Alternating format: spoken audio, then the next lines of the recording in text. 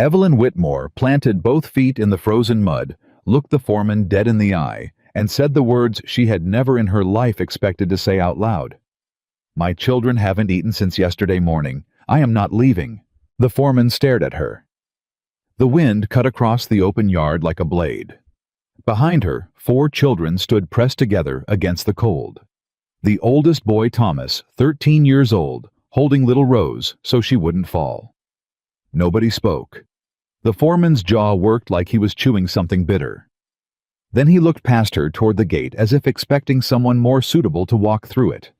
Nobody did. Just Evelyn.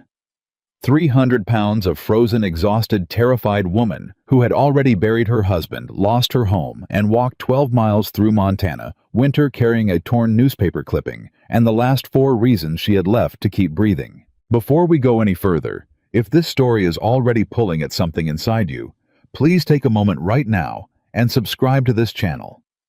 Hit that notification bell so you never miss a story. And drop a comment below telling me what city you're watching from. I want to know how far this story travels. Now, let's get back to Evelyn because she is just getting started. The Black Creek Ranch sat 12 miles outside of Billings, Montana, and in the winter of 1884, it was the kind of place that looked strong from a distance and was falling apart up close. 43 men worked that land. Nathaniel Carter owned every acre of it, 6,000 acres of grass and cattle and fence line that his father had broken his back building, and that Nathaniel himself had nearly broken his soul keeping. The ranch had survived drought. It had survived a cattle disease that killed a third of the herd 2 years running. It had survived the death of Nathaniel's wife Clara, who had been the kind of woman that held a place together without anyone ever noticing she was doing it until she was gone. What the ranch had not survived, what was quietly killing it now in the slow and miserable way that things die when nobody admits they're dying, was the kitchen. It sounds like a small thing. It wasn't. When a man works 16 hours in frozen fields and comes in to find burned beans and bread that could be used to shoe a horse, something breaks inside him. Not dramatically, not all at once. It breaks the way a fence post rots slowly, invisibly, until one morning you push it and it falls over, and you realize it's been gone for months. The ranch hands at Black Creek had been eating badly for 8 months. The first cook, a man named Hargrove, had been decent enough, but he'd broken 3 fingers in a fence repair accident in April, and never recovered his ability to manage the large cast-iron pots that feeding 43 men required. He'd limped along until August, then quit without notice. The second cook, a young man from Bozeman who claimed his mother had run a boarding house kitchen, lasted 6 weeks before the men staged what amounted to a quiet mutiny, setting their plates down untouched 3 nights in a row. That cook left on a Tuesday. By Wednesday morning, one of the older ranch hands, a heavy-set man named Dawson, who had once worked a cattle drive through Texas, had taken over out of pure desperation. Dawson was not a cook. He was a man who could boil water and brown meat and had decided that was sufficient. It was not sufficient. By November, 3 of Nathaniel's best hands had given notice. Not because of the wages, not because of the work, because a man can only eat Dawson's cooking so many nights before he begins to question every decision he has ever made. The morning Evelyn arrived, a Thursday the 14th of December, 1884. Nathaniel Carter had already received 2 pieces of news that would have broken a lesser man. The first was that his lead investor, a man named Charles Whitaker out of Chicago, was arriving in 11 days for what Whitaker's letter described as a full review of operational conditions and productivity outputs, which meant Whitaker was coming to decide whether Black Creek Ranch was worth his continued investment, or whether he should cut his losses and let Nathaniel drown.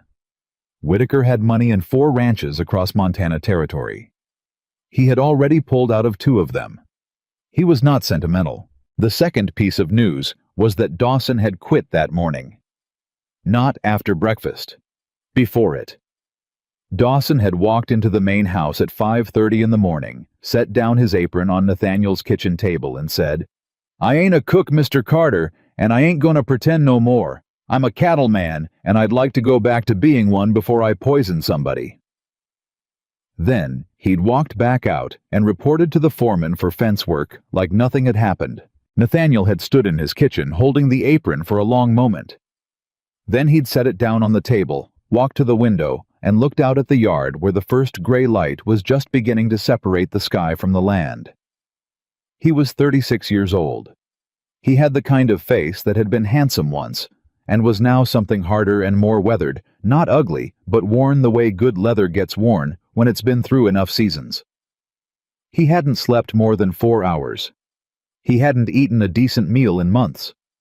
And in 11 days, Charles Whitaker was going to ride up to this gate and make a decision that would determine whether Nathaniel kept this land or lost everything his father had built and everything he had bled to preserve. He picked up the apron, set it down again, walked to the door and told his foreman, a compact and capable man named Jeb Harding, to post a notice in Billings for a cook. Emergency hire, room board and wages. "When do you need someone by?" Harding asked. "Yesterday," Nathaniel said. Harding rode into town. Nathaniel went back to work. He told himself the situation was manageable. He told himself he'd handled worse. He told himself a lot of things that morning the way a man does when he's standing at the edge of something and trying to convince himself the drop isn't as far as it looks. Then, at 2:30 in the afternoon, a broken-down wagon appeared at the gate. Harding was the first one to see it. He'd just returned from posting the notice in Billings, which meant the notice had been up for less than 4 hours, which meant no sane person could have seen it and traveled 12 miles in that time, which meant whoever was in that wagon hadn't come because of the notice. He walked to the gate and found the horse standing still, with its head low, breathing hard, clearly done in. The wagon itself was listing to one side, one of the rear wheels cracked along the rim. And in the wagon seat, holding the reins with both hands and staring at him with an expression that was too tired to be afraid, was the largest woman Harding had ever seen on a ranch property. She was maybe 30, maybe a few years more. It was hard to tell. Cold and hardship had a way of aging a face, and her face had seen both. She was a big woman, heavy-set in the way that some people spent their whole lives apologizing for, and she wasn't apologizing. She had dark hair tucked under a wool hat that had seen better years. Her coat was too thin for the weather. Her gloves had holes in the fingers, and her eyes were the color of river water in autumn brown, and deep, and quietly furious, in the way of someone who has been told no too many times, and has decided that no is no longer an acceptable answer. Behind her in the wagon bed, 4 children were huddled together under a single blanket. The oldest was a boy, lean and sharp-faced, watching Harding with the particular wariness of a child who has learned that adults cannot always be trusted to do the right thing. Beside him was a girl, maybe 10, with her arm around a younger boy who was sleeping despite the cold. And pressed against the side of the wagon, wrapped in what appeared to be a piece of burlap over her coat, was a small girl, 6 years old, maybe less, who was looking at Harding with enormous eyes and saying nothing at all. Harding took off his hat, put it back on. That was his version of not knowing what to say. "Ma'am," he said finally. "I'm here about the cook position," the woman said. Her voice was low and clear, and she didn't frame it as a question. Harding opened his mouth, closed it. "Ma'am, that notice only went up this morning. In town. You were already on the road." "I know," she said. "I saw an advertisement 3 weeks ago. Different one from a different ranch. By the time I got there, the position was filled. But the man in the feed store told me Black Creek Ranch was always looking. Said the kitchen situation here was—" She paused, chose her word carefully, ongoing. She reached into her coat and produced a folded piece of newsprint. She held it out to him. He stepped forward and took it. It was an advertisement from the Billings Gazette dated November 3rd. It was not the notice he had posted that morning. She had in fact been carrying it for weeks. "Position's been filled since then," he said, which was technically true, and also the most useless sentence he had uttered in some time, given that the person who had filled it had quit before sunrise. Something moved behind the woman's eyes, something careful and controlled. She looked at him for a moment, then looked past him at the main house visible in the distance across the yard. Then she looked back at him. "Who filled it?" she asked. He hesitated. Ranch hand named Dawson, he said. Stepped in temporary. And where is Dawson now? Another hesitation. Mending fence on the south pasture, he said. She sat with that for a moment. The horse dropped its head lower. One of the children shifted under the blanket. So the cook position, she said slowly, is not currently filled. Harding was a man who prided himself on honesty. It had caused him difficulty at various points in his life, but he had never been able to fully shake the habit. No, ma'am, he said. It is not. She nodded once, like she'd already known. Like she'd come all this way certain that the answer she was going to find on the other side of it was going to be the one she needed it to be, and she'd been right. I'd like to speak to the owner, she said. Harding looked at the children, looked at the cracked wagon wheel, looked at the woman's coat with the cold coming through it. He sighed once from somewhere deep in his chest and walked to the gate to open it. Nathaniel heard the knock on his office door and said, "Come in," without looking up from the ledger he'd been staring at for the past hour without actually seeing. Harding opened the door and stepped inside, and something in the particular quality of his silence made Nathaniel look up. "There's a woman," Harding said. Nathaniel waited. "She's come about the cook position." "The notice has been up 4 hours. She didn't see the notice. She had an older one. She's been traveling." Harding paused. "She's got 4 children with her, Mr. Carter." Nathaniel set down his pen. He looked at Harding for a long moment. 4. "Yes, sir." "How old?" "Oldest looks to be 13 or so. Youngest maybe 5, 6. Nathaniel was quiet. Outside, the wind pushed against the window. He could hear the cattle in the far field, low and restless in the cold. He pressed 2 fingers to his forehead and breathed out slowly. "Tell her to come back in the spring." Harding didn't move. Nathaniel looked up again. "She says her children haven't eaten since yesterday morning," Harding said. The room was very quiet. Nathaniel picked up his pen, set it down again, stood up from his chair, and walked to the window and looked out at the yard where a large woman was standing beside a ruined wagon with 4 children gathered around her. She wasn't looking at the house. She was looking at the barn.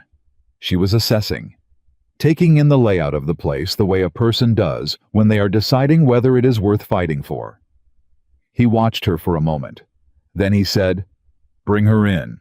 She came through the door of his office without apology and without performance, and he registered several things about her in the span of a few seconds. That she was younger than he'd initially thought, that she was cold, straight through to the bone, but wasn't showing it, and that she was looking at him the way very few people looked at him, which was directly without deference, without fear, and without the slight flinch most people developed after they'd heard enough stories about Nathaniel Carter's temper. "Mr. Carter," she said. "Mrs. Whitmore. Evelyn Whitmore." She did not sit down. She stood in the center of the room like she'd grown there. "I understand the cook position has recently become available again. I'd like to be considered." He looked at her. "You have 4 children." "I do." "This isn't a family homestead, Mrs. Whitmore. It's a working ranch. I've got 43 hands to feed, 3 meals a day. The kitchen is a serious operation." "I'm aware." "Are you aware?"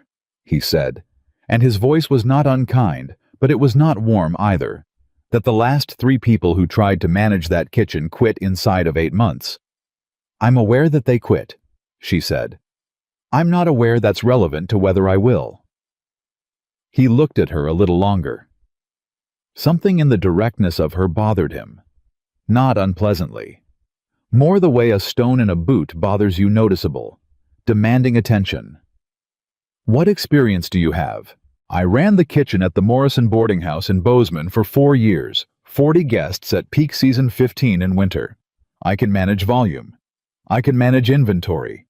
I can manage men who think they know better than me what they ought to be eating." She paused. "I also make bread that doesn't require a saw to cut, which I understand has been a point of discussion here recently."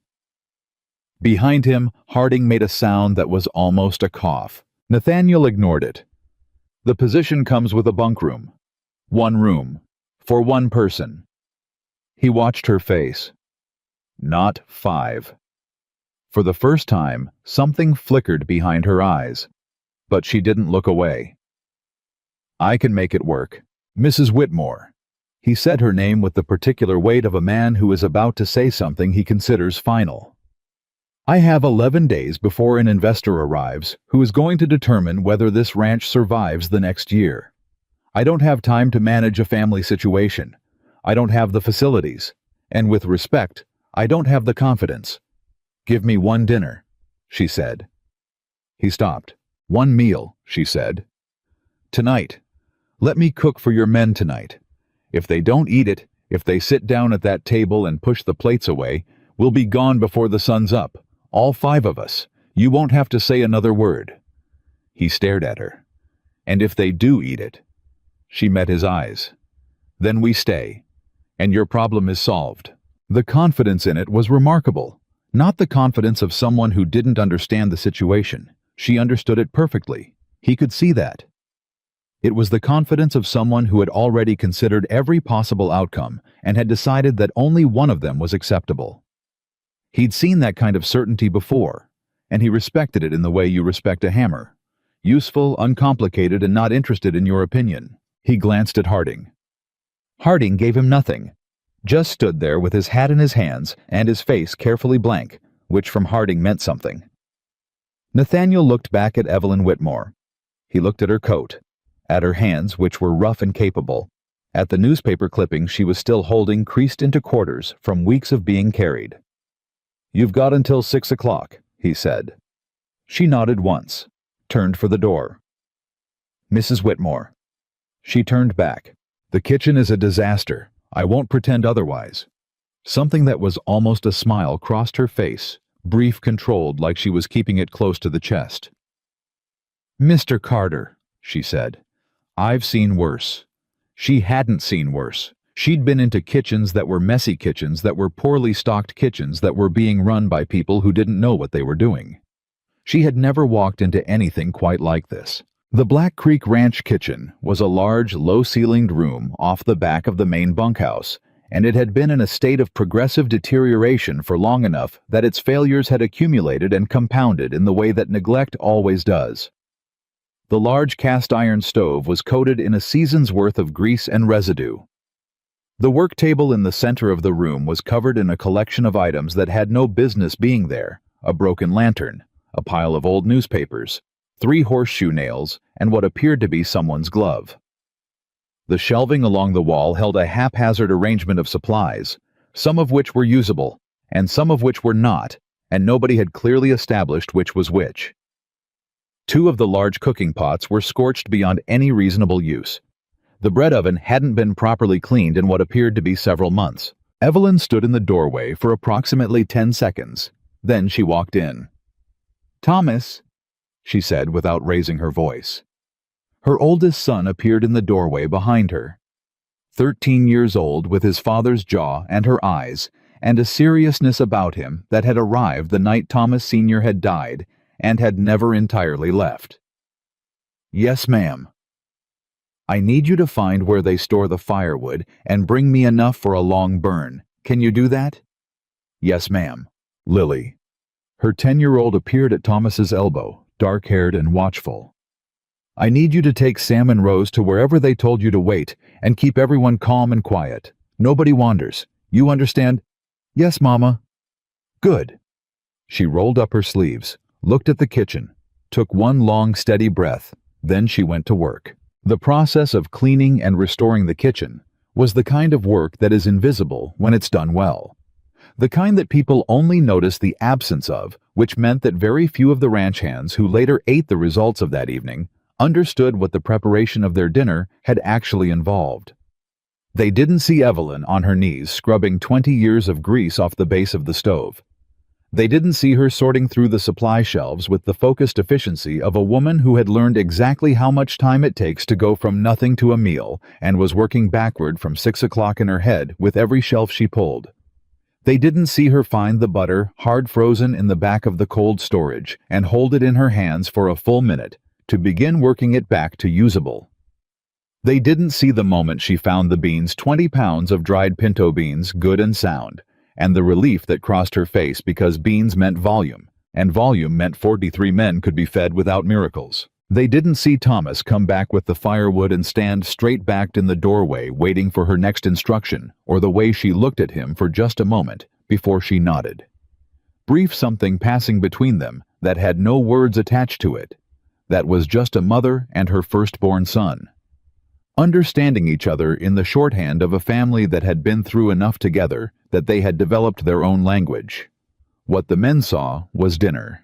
They came in from the cold at 6 o'clock in the way men always come in from the cold, loud, stiff, complaining, and already anticipating disappointment. The general expectation in the Black Creek bunkhouse at mealtimes had settled over the previous months into a kind of resigned grimness. You came to the table because you were hungry. You ate what was in front of you because there was nothing else. You didn't discuss it. You didn't complain openly because complaining required a certain amount of hope that things might be different, and hope had been in short supply. They sat down. They looked at the table. The table had been cleared. Not the casual push things to the side clearing that had become normal, but properly cleared and set tin plates lined up, forks placed with actual intention. The coffee already poured and steaming in the cups. In the center of the table was a large pot of slow-cooked beef, the smell of which had been drifting across the yard for the past hour, and had done more for morale in that hour than anything else the past 4 months had managed. Beside it, a deep bowl of seasoned pinto beans. Fresh bread, real bread with a crust that gave properly when you pressed it, and a center that was soft and warm and slightly pale gold stacked in a cloth-lined basket. Nobody said anything for a moment. William Hayes, 61 years old foreman before Harding. Now the elder statesman of the Black Creek hands a man who had been on this land longer than some of the younger hands had been alive, reached out and picked up a piece of bread. Looked at it for a long moment, the way you look at something you haven't seen in a while. Then he tore it in half. The inside was exactly what it was supposed to be. He didn't say anything. He just ate it. That was in its quiet way the loudest thing that happened at the Black Creek Ranch table in months. The men ate. Not with the hunched, get-it-over-with efficiency of the previous months, but with the slightly slower, slightly more careful attention of people who were tasting something and noticing that they were tasting it. There was some conversation, tentative at first, then more natural filling in around the food the way it used to before everything went wrong. A young hand named Cooper, who was 19 and had been on the ranch for 4 months, and had therefore never known it any other way, ate 2 full helpings, and then looked around like he wasn't sure if that was allowed. The man next to him, a weathered hand named Prentice, who had given his notice 2 weeks ago, and had been staying on out of professional courtesy, refilled his own plate without speaking, and then almost imperceptibly took his notice back out of his coat pocket and held it for a moment before he put it back. He didn't say anything to anyone, but the notice stayed in his pocket. Nathaniel had not planned to eat in the bunkhouse. He ate in the main house, usually alone, usually something simple and unremarkable. It was one of the dozens of small habits he had built in the years since Clara died, not choosing them deliberately, just finding gradually that he had constructed a life around the edges of the empty space she had left.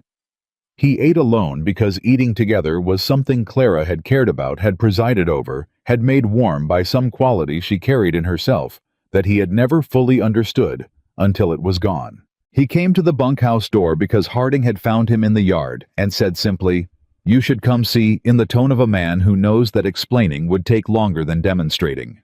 He stood in the doorway and looked at his men. They were eating. They were talking. Hayes was laughing, an actual laugh, brief and low, in response to something the man beside him had said.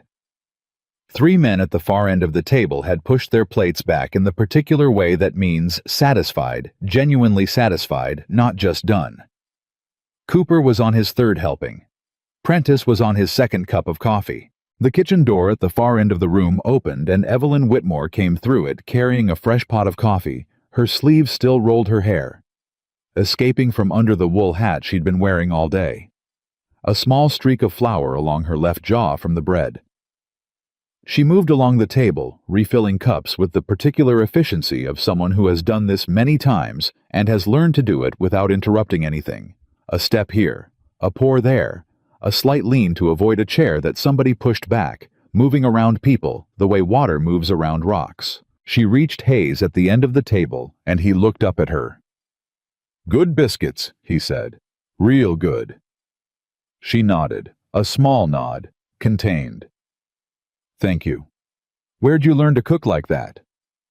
She was already moving to the next cup. "My mother," she said. "And practice."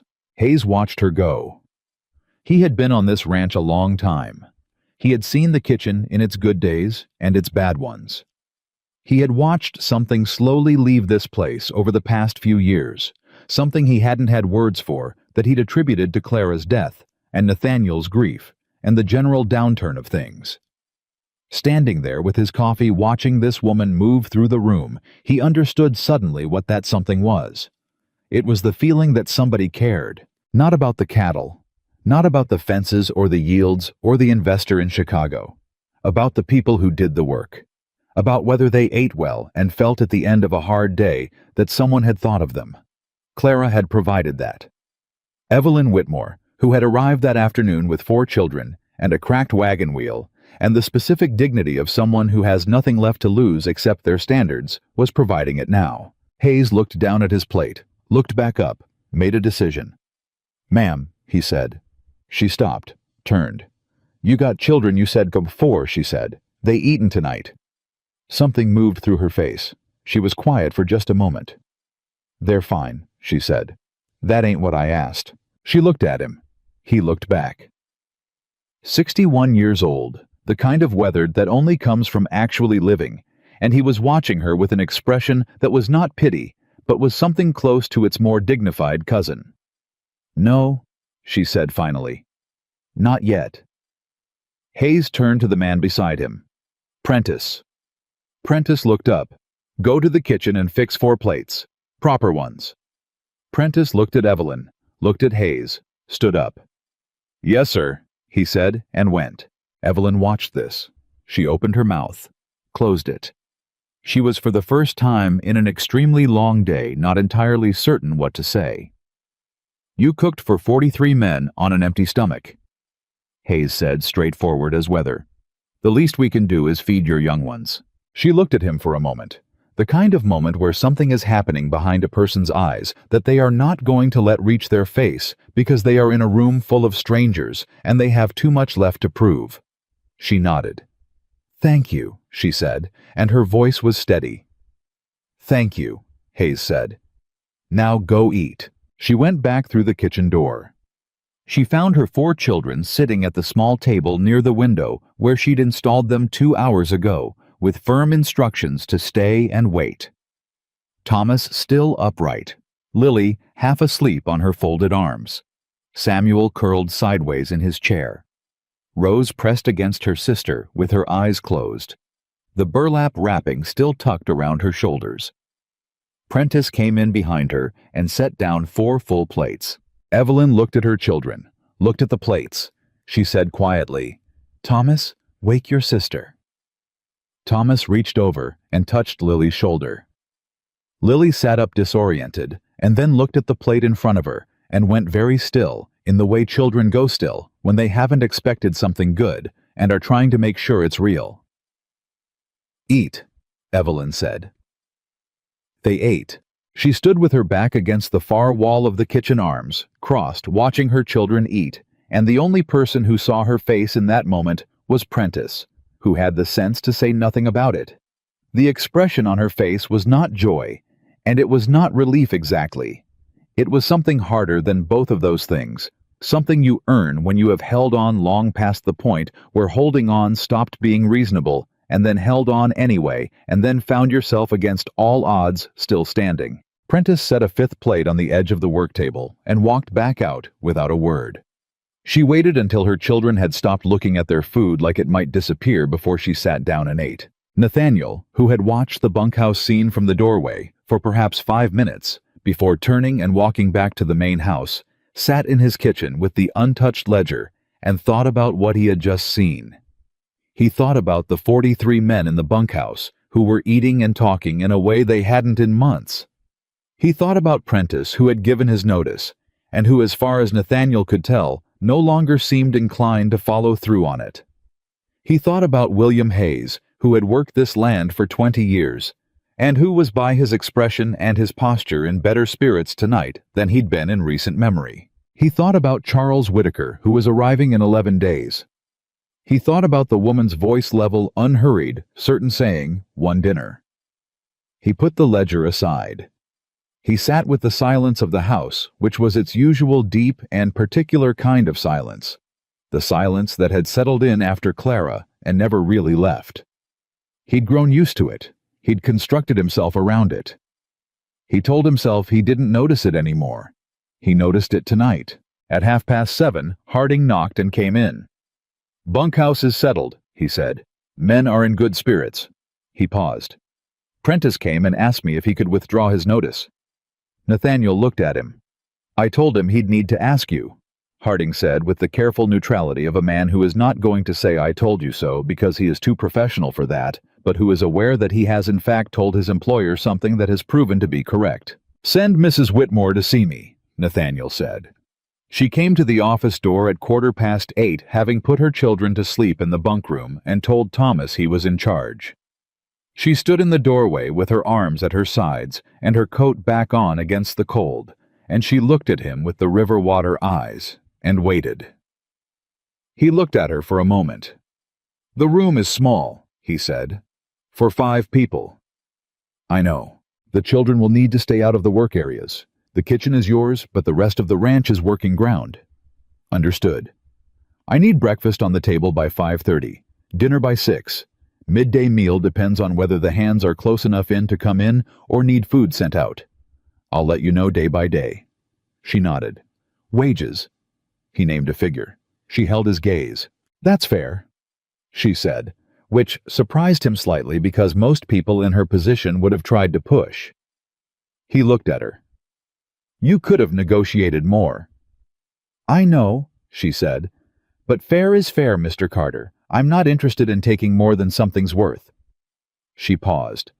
"I'm only interested in what we agreed on. 1 dinner. You've had it. What's your answer?" He was quiet for a moment. Outside, the wind had picked up. The ranch was settling into night. The way it did sounds deepening, cold, descending the cattle distant and low. "You and your children can stay," he said. "We'll try it for a month." She nodded once. Her face gave nothing away, but he saw her hands, which had been still at her sides, relax slightly. Just slightly. "Thank you," she said. "Don't thank me yet," he said. 11 days, Mrs. Whitmore. We've got 11 days before my investor arrives, and if this ranch doesn't look like something worth keeping, it won't matter how good the bread is." She looked at him. Something in her expression shifted, not softened exactly, but became more direct. Like she was seeing the situation clearly and adjusting accordingly. "Then I'd better get started on tomorrow's breakfast," she said. She turned and walked back down the hall. He heard her footsteps on the floorboards, steady and unhurried. He sat for a long time after she left, looking at the empty office. The ledger was still on the desk. Charles Whitaker was still coming in 11 days. The south fence still needed repair, and 3 of his hands were 2 weeks behind on the work they were supposed to be doing. The problems were all still there, stacked up in their various corners, waiting. And yet, he picked up his pen, opened the ledger to the page he'd been staring at all afternoon. This time he actually saw it. For the first time in longer than he could clearly remember, his mind was quiet enough to work. Across the yard in the small bunk room that was now home to 5 people, Evelyn Whitmore lay in the dark, listening to her children breathe and thinking about what came next. Thomas was against the wall, as always, putting himself between whatever might come and his siblings. Lily was curled around Rose. Samuel had gone to sleep the way Samuel always did, completely immediately, like a switch being thrown. Rose was breathing slow and even, and had eaten well tonight, which was the only thing that mattered to Evelyn in this moment, the only metric that counted. She looked at the ceiling. The room was cold, but it was out of the wind. The children were fed. She had a job provisional, fragile, dependent on 43 men continuing to be pleased with her cooking, and an investor she hadn't met yet, and a rancher who had looked at her with more calculation than cruelty, which she had learned was something. She thought about Thomas Sr. She thought about him the way she always did, in the quiet, not with the full weight of it, which would have flattened her, but sideways carefully, the way you look at something too bright. She missed him in the way she had learned to miss him, which was around the edges of things. In the way Thomas Jr. sometimes stood with his hands in his pockets, exactly the way his father had. In the way Rose laughed, which was her father's laugh, smaller and higher, but the same shape. She missed him. She had no time for grief that she couldn't afford. She rolled onto her side, closed her eyes, thought about the morning, 5:30 breakfast. She'd already been through the supplies twice in her head, had already sketched out what could be done with what was there. Biscuits, definitely. Eggs, if they had them, she'd check. Salt pork. Coffee strong. Men who worked before sunrise needed real fuel, not gestures. She thought about the investor. 11 days. She didn't know what Charles Whitaker was like, or what he was looking for, or what impression he'd arrived at already about the state of this ranch.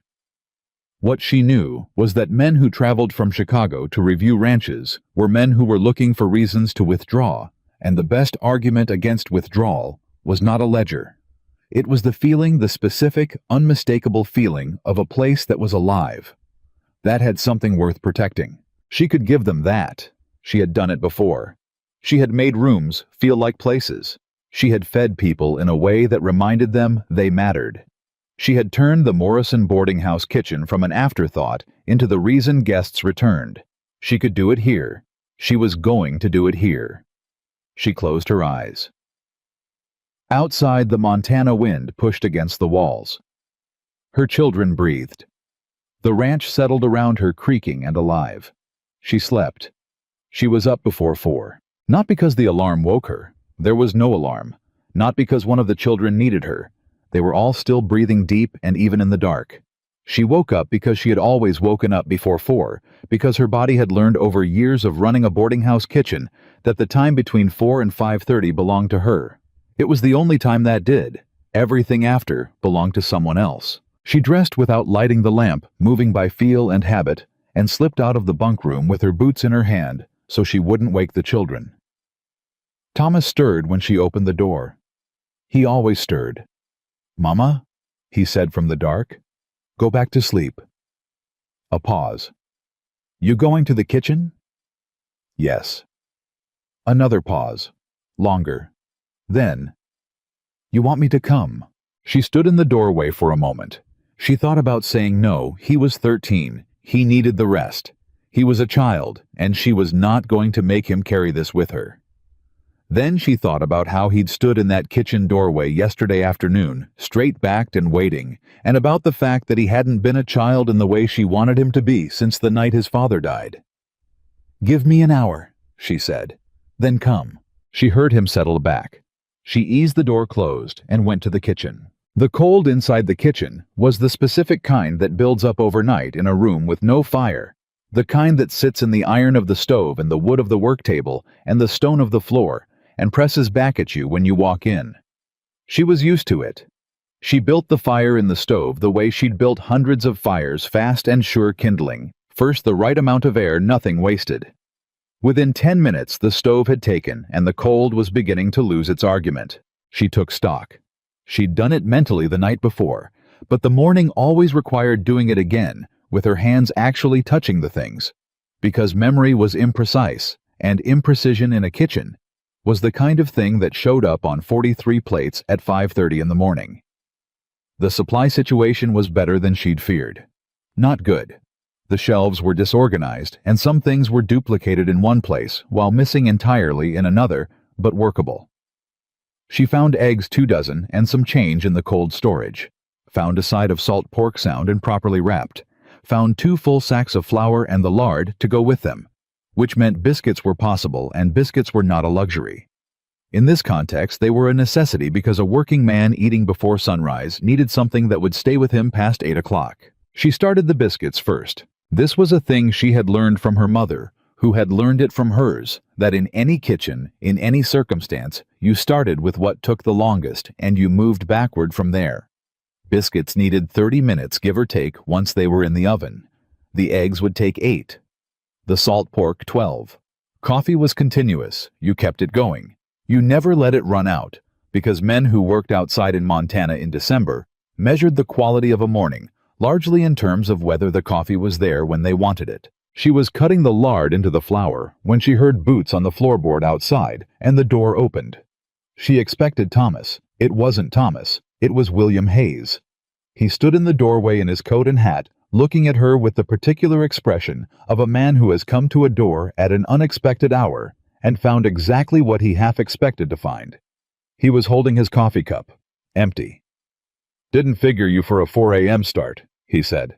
"5:30 breakfast," she said without stopping what she was doing. "Biscuits take time."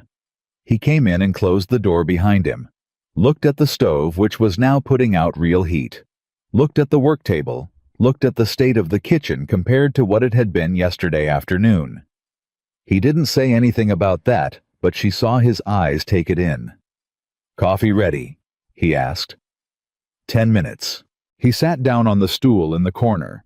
The one she'd noticed yesterday was placed with the particular permanence of a piece of furniture that had been in that spot for a long time by someone who sat in it regularly. A good stove, a good corner, and someone else doing the cooking.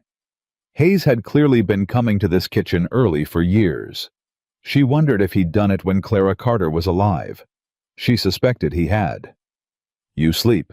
he asked. "Enough." Children settled. "Yes." She worked the dough with her palms, feeling it come together. "Thank you for last night, what you did for them." "Don't need thanking for basic decency," he said. Then after a moment, "How long you been on your own?" She thought about not answering, then decided it didn't matter. 14 months. He was quiet. Husband was a good man, she said. Not because Hayes had asked, just because she wanted that stated somewhere in the world one more time. Fever took him in October of '83. He was 35 years old. "I'm sorry," Hayes said. And he meant it, which she could tell by the fact that he said it plainly and didn't add anything after. She put the biscuits in the oven and started the coffee.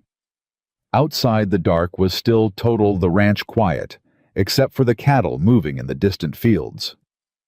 She had a moment, just one brief, where she let herself feel the strangeness of being here in this kitchen, in this place she'd arrived at out of desperation and hope in roughly equal measure.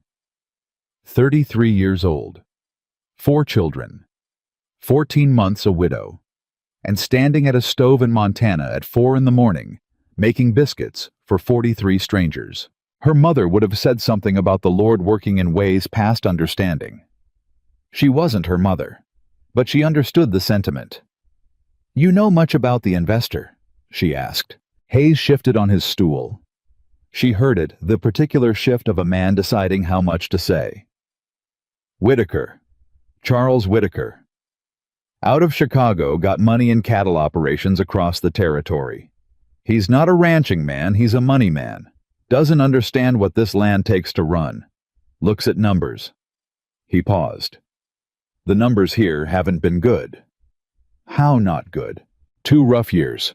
Cattle disease took a portion of the herd in '82, worse in '83. Weather hit the winter yield last year. Mr. Carter's been holding things together on reputation and the original investor confidence, but Whitaker's not a patient man. He paused again. He pulled out of the McCready Ranch in September. 60 hands been operating 15 years. She absorbed this. And Black Creek. Whitaker gave Mr. Carter until the end of the year, said he'd come assess in December. If things didn't look like they were turning... He stopped. Let the rest of it sit unfinished between them, which was enough. The coffee finished. She poured his cup. He took it and wrapped both hands around it and didn't say thank you, which she understood was its own kind of gratitude. "Mr. Carter," she said carefully. "What is he like?" Hayes considered. "Hard," he said. "Not mean. There's a difference. He was different before Clara, his wife, passed. Not easier exactly, but more present. Like the lights were on. Now he works. Does the work does it well, but it's like... He searched for the word. Like he's running the ranch because he promised himself he would, not because he still believes in it. She turned this over, said nothing. Why? Hayes asked. Because a man who doesn't believe in something anymore is harder to help than a man who's simply discouraged, she said. Discouraged is fixable, gone is not. Hayes looked at her over his coffee cup. Something in his expression shifted, something careful and considering, like a man reassessing a figure in a landscape who'd been standing closer than he'd realized. You're more than a cook, he said. I'm exactly a cook, she said. A cook who pays attention. She pulled the biscuits from the oven and set them on the table. Perfect. Brown on top, just the right amount. She knew by smell and by time, both. Now go round up your men, Mr. Hayes. Breakfast in 20 minutes. He stood, took his cup, paused at the door. Mrs. Whitmore. She looked up. For what it's worth, he said. I'm glad you came. She nodded once. He left. She turned back to the stove, and for a moment, just a moment, she allowed herself to feel something that wasn't quite hope, but was in the same neighborhood. Then she cracked the first egg and got back to work. The men came in at 5:30, and the morning was different from the evening before, in the way that mornings are always different from evenings. Quieter, slower, more careful. The night before had been about surprise, about the sudden contrast of good after months of bad. This morning was about something else. It was about whether it was real. Men who have been disappointed enough times develop a particular wariness about good things. They don't celebrate them right away. They come back the next morning to check. They eat carefully, like they're testing, like they're looking for the catch, the proof that last night was a fluke or a performance that wasn't going to be maintained. What they found was the same thing. Better in some ways, because it was consistent. The biscuits were there, a full basket kept warm. The eggs were done right, not rubbery, not running. The salt pork was crisped properly. The coffee was hot and strong and waiting. Prentice sat down and ate and didn't say anything for 5 minutes, which for Prentice, who was not a naturally quiet man, was a significant statement. Cooper beside him put butter on his biscuit. Real butter, she'd found a small crock of it in cold storage, and took a bite and made a sound that wasn't quite a word. Real butter, he said to no one in particular. Seems like, Prentice said. Haven't had real butter since... Cooper stopped. Thought about it. August. I had it in July, said the man across from him. A lean hand named Greer, without looking up from his plate. Went into town. Cost me 40 cents. 40 cents, Cooper said with the specific outrage of a 19-year-old. It's 40 cents, Greer said. It's 40 cents that should have been on the table every morning, Cooper said. There was a small silence around that. The kind of silence that isn't absence, but is actually agreement. The sound of a lot of people simultaneously deciding not to argue with a statement, because it's correct. Thomas arrived at the kitchen door at 5:15, as she'd asked, and she put him to work immediately, clearing plates, refilling the coffee pot from the large kettle she kept hot on the back of the stove, carrying the extra biscuit basket to the table when the first one was almost gone. He moved through the room with the careful efficiency of a boy who was doing a job, not performing one, and the men treated him with the casual respect they extended to anyone doing work alongside them, which was its own kind of welcome. She watched him from the kitchen doorway. He carried the basket to the table, and Hayes said something to him she was too far to hear what, and Thomas said something back, and Hayes nodded with the gravity he brought to most things, and Thomas went back to the kitchen, walking slightly differently than he had when he'd left. Slightly more like his father. She turned away before it got to her. Nathaniel came to the kitchen at 6:45 after the hands had gone back to their work and the bunkhouse had emptied. She was washing the large pots when she heard his step. She'd already learned to identify it, which was the product of years of paying attention to which footstep meant which thing, a skill you developed in any house where it mattered who was coming. His step was heavier on the right than the left, slightly uneven, an old injury she suspected, or just the particular weight of a man who spent most of his life on his feet. He stood in the kitchen doorway, the same way Hayes had stood in it, at 4 in the morning. which was to say, with the specific posture of a man who has made himself owner of a place, but retains somewhere below that ownership the older instinct to knock. He looked at the kitchen, looked at her. "Breakfast went well," he said. "The men ate," she said, which was her version of agreeing. Prentice withdrew his notice. He said it neutrally, but she heard what was behind it. "I know," she said. "I saw." He was quiet for a moment. Then, "I'd like to talk to you about the next 11 days. She set down the pot she was washing and dried her hands and turned around. Gave him her full attention. He seemed slightly taken aback by this, by the directness of it, the completeness. Most people in her experience gave you half their attention while they prepared what they were going to say next. She had never seen the point of that. "Whitaker's going to want to see numbers," Nathaniel said. "Yield projections, head count, the operational report. I can manage that. What I can't manage—" He stopped. Started again. "What I haven't been able to manage is the atmosphere. The way the ranch presents. Men who are checked out, running low on morale that's visible. A man like Whitaker knows what a working operation feels like versus one that's going through the motions. And you think the kitchen affects that? Last night and this morning, I had hands talking to each other who haven't talked in 3 months. I had men reporting for work 7 minutes early, which has not happened since August." He looked at her steadily. "So yes, I think the kitchen affects that." "The kitchen doesn't fix the numbers," she said. "No." He held her gaze. "But it fixes the men who produce the numbers." She nodded slowly. This was correct, and she appreciated that he understood it. Many employers didn't. Many employers saw the kitchen as an expense, a necessity, the least interesting part of an operation. It had always seemed obvious to her that it was the most important for exactly the reason he'd named men who felt cared for, worked differently than men who felt like cattle themselves. "Tell me what the critical tasks are," she said, "for the next 11 days. Not the kitchen tasks, the ranch tasks. What has to be done, and who's behind on it?" He blinked. Just slightly. Like that hadn't been the direction he'd expected the conversation to go. "Why? Because if I know what the men need to accomplish, I can structure the meals around the work.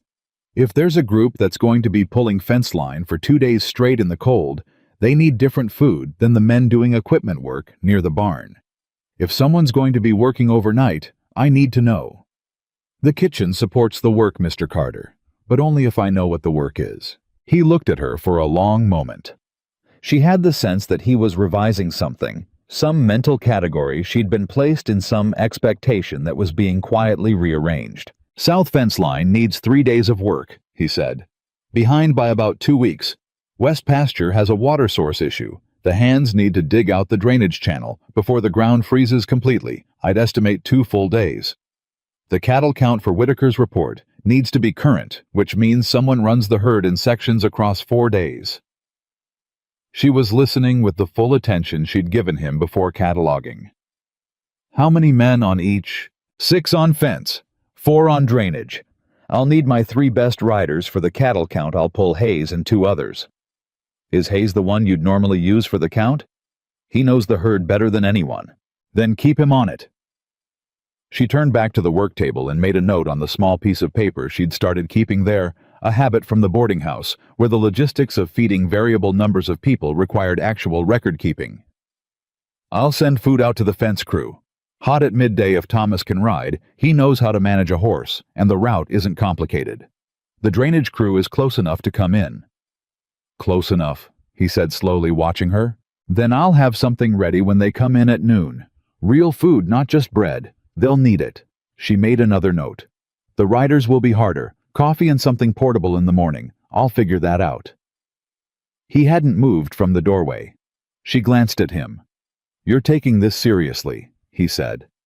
"I take everything seriously," she said. "It's a character flaw according to some people." She looked at him again.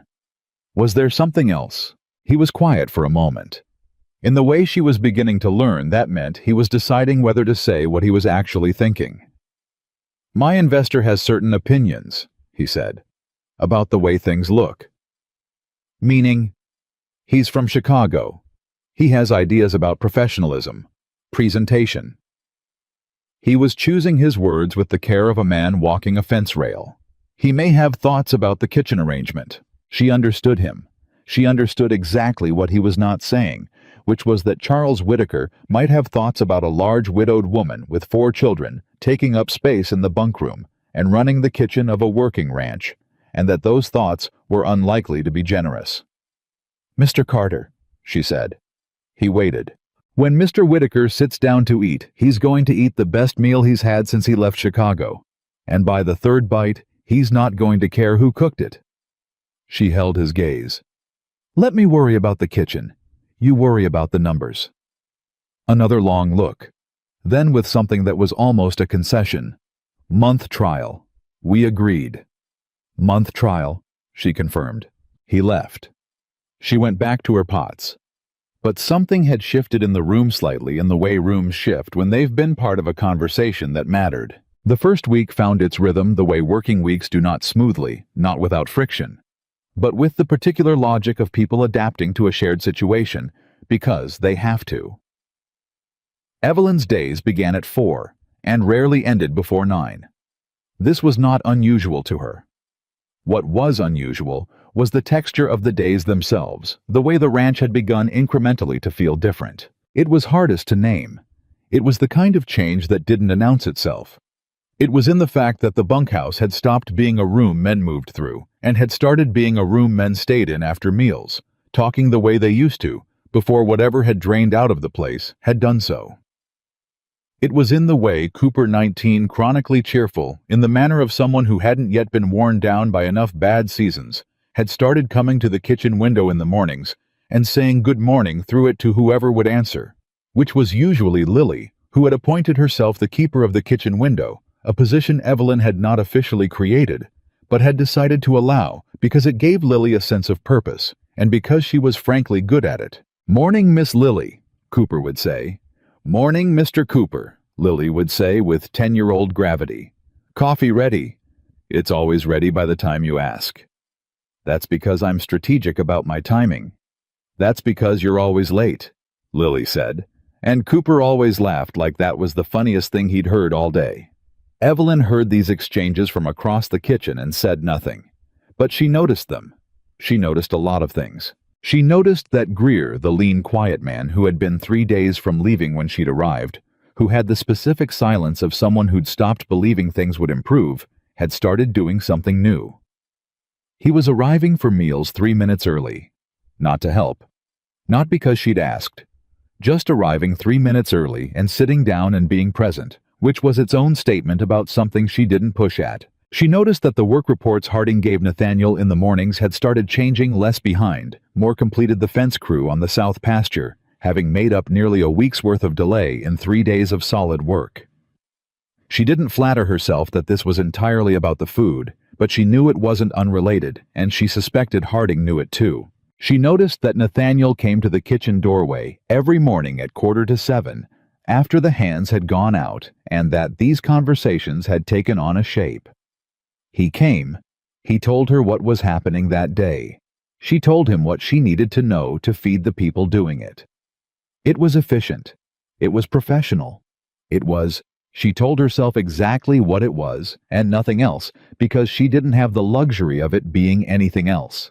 But she noticed that he stayed longer each morning than he needed to. The first significant crisis arrived on the 5th day. She was in the middle of preparing the evening meal when Lily came running from the direction of the barn with the specific expression on her face that meant something had happened, and it wasn't small. Lily was 10 and generally unflappable in the way that middle children sometimes are the ones who grow up watching both the oldest and the youngest and develop a particular steadiness from the observation. When Lily's face looked like that, you listened. "What happened?" Evelyn said before Lily reached her. "Sam," Lily said, and her voice had the breathlessness of a child who'd run hard.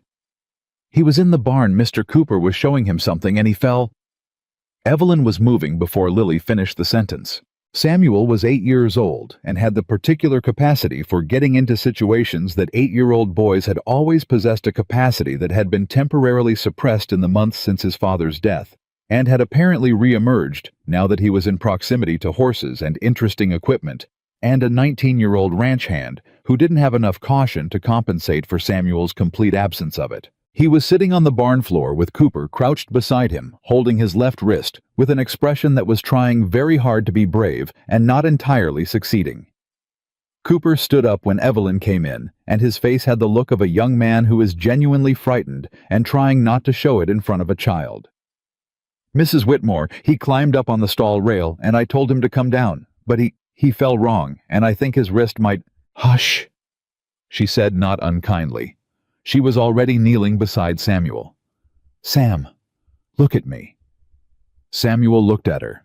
His eyes were wet, and his jaw was working, but he hadn't cried yet, which meant it hurt badly enough that crying felt inadequate, and he was waiting to know how bad it was before he decided what kind of response it warranted. "Can you move your fingers?" she asked. He moved them, slowly. "Good. Now your wrist. Just a little." He moved it, winced hard, but moved it. "It's not broken," she said. "You've sprained it. It's going to hurt." She looked at his face. "You can cry if you need to." He thought about it for a serious moment. Then his face crumpled just slightly, and she reached out and put her hand on his head. "I told you to stay out of the stalls," she said. "Cooper said." "I know what Cooper said." She looked up at Cooper. Cooper looked like he wanted to become part of the barn floor. "I also know what I said. Ma'am, I'm real sorry I turned my back for just a second." "Samuel," she said, "is not your fault. Samuel has a gift for using seconds."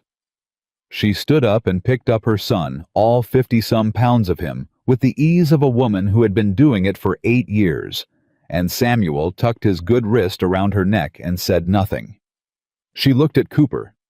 "There's cold water in the bucket near the kitchen door. Bring me a cloth." Cooper went. She carried Samuel out of the barn.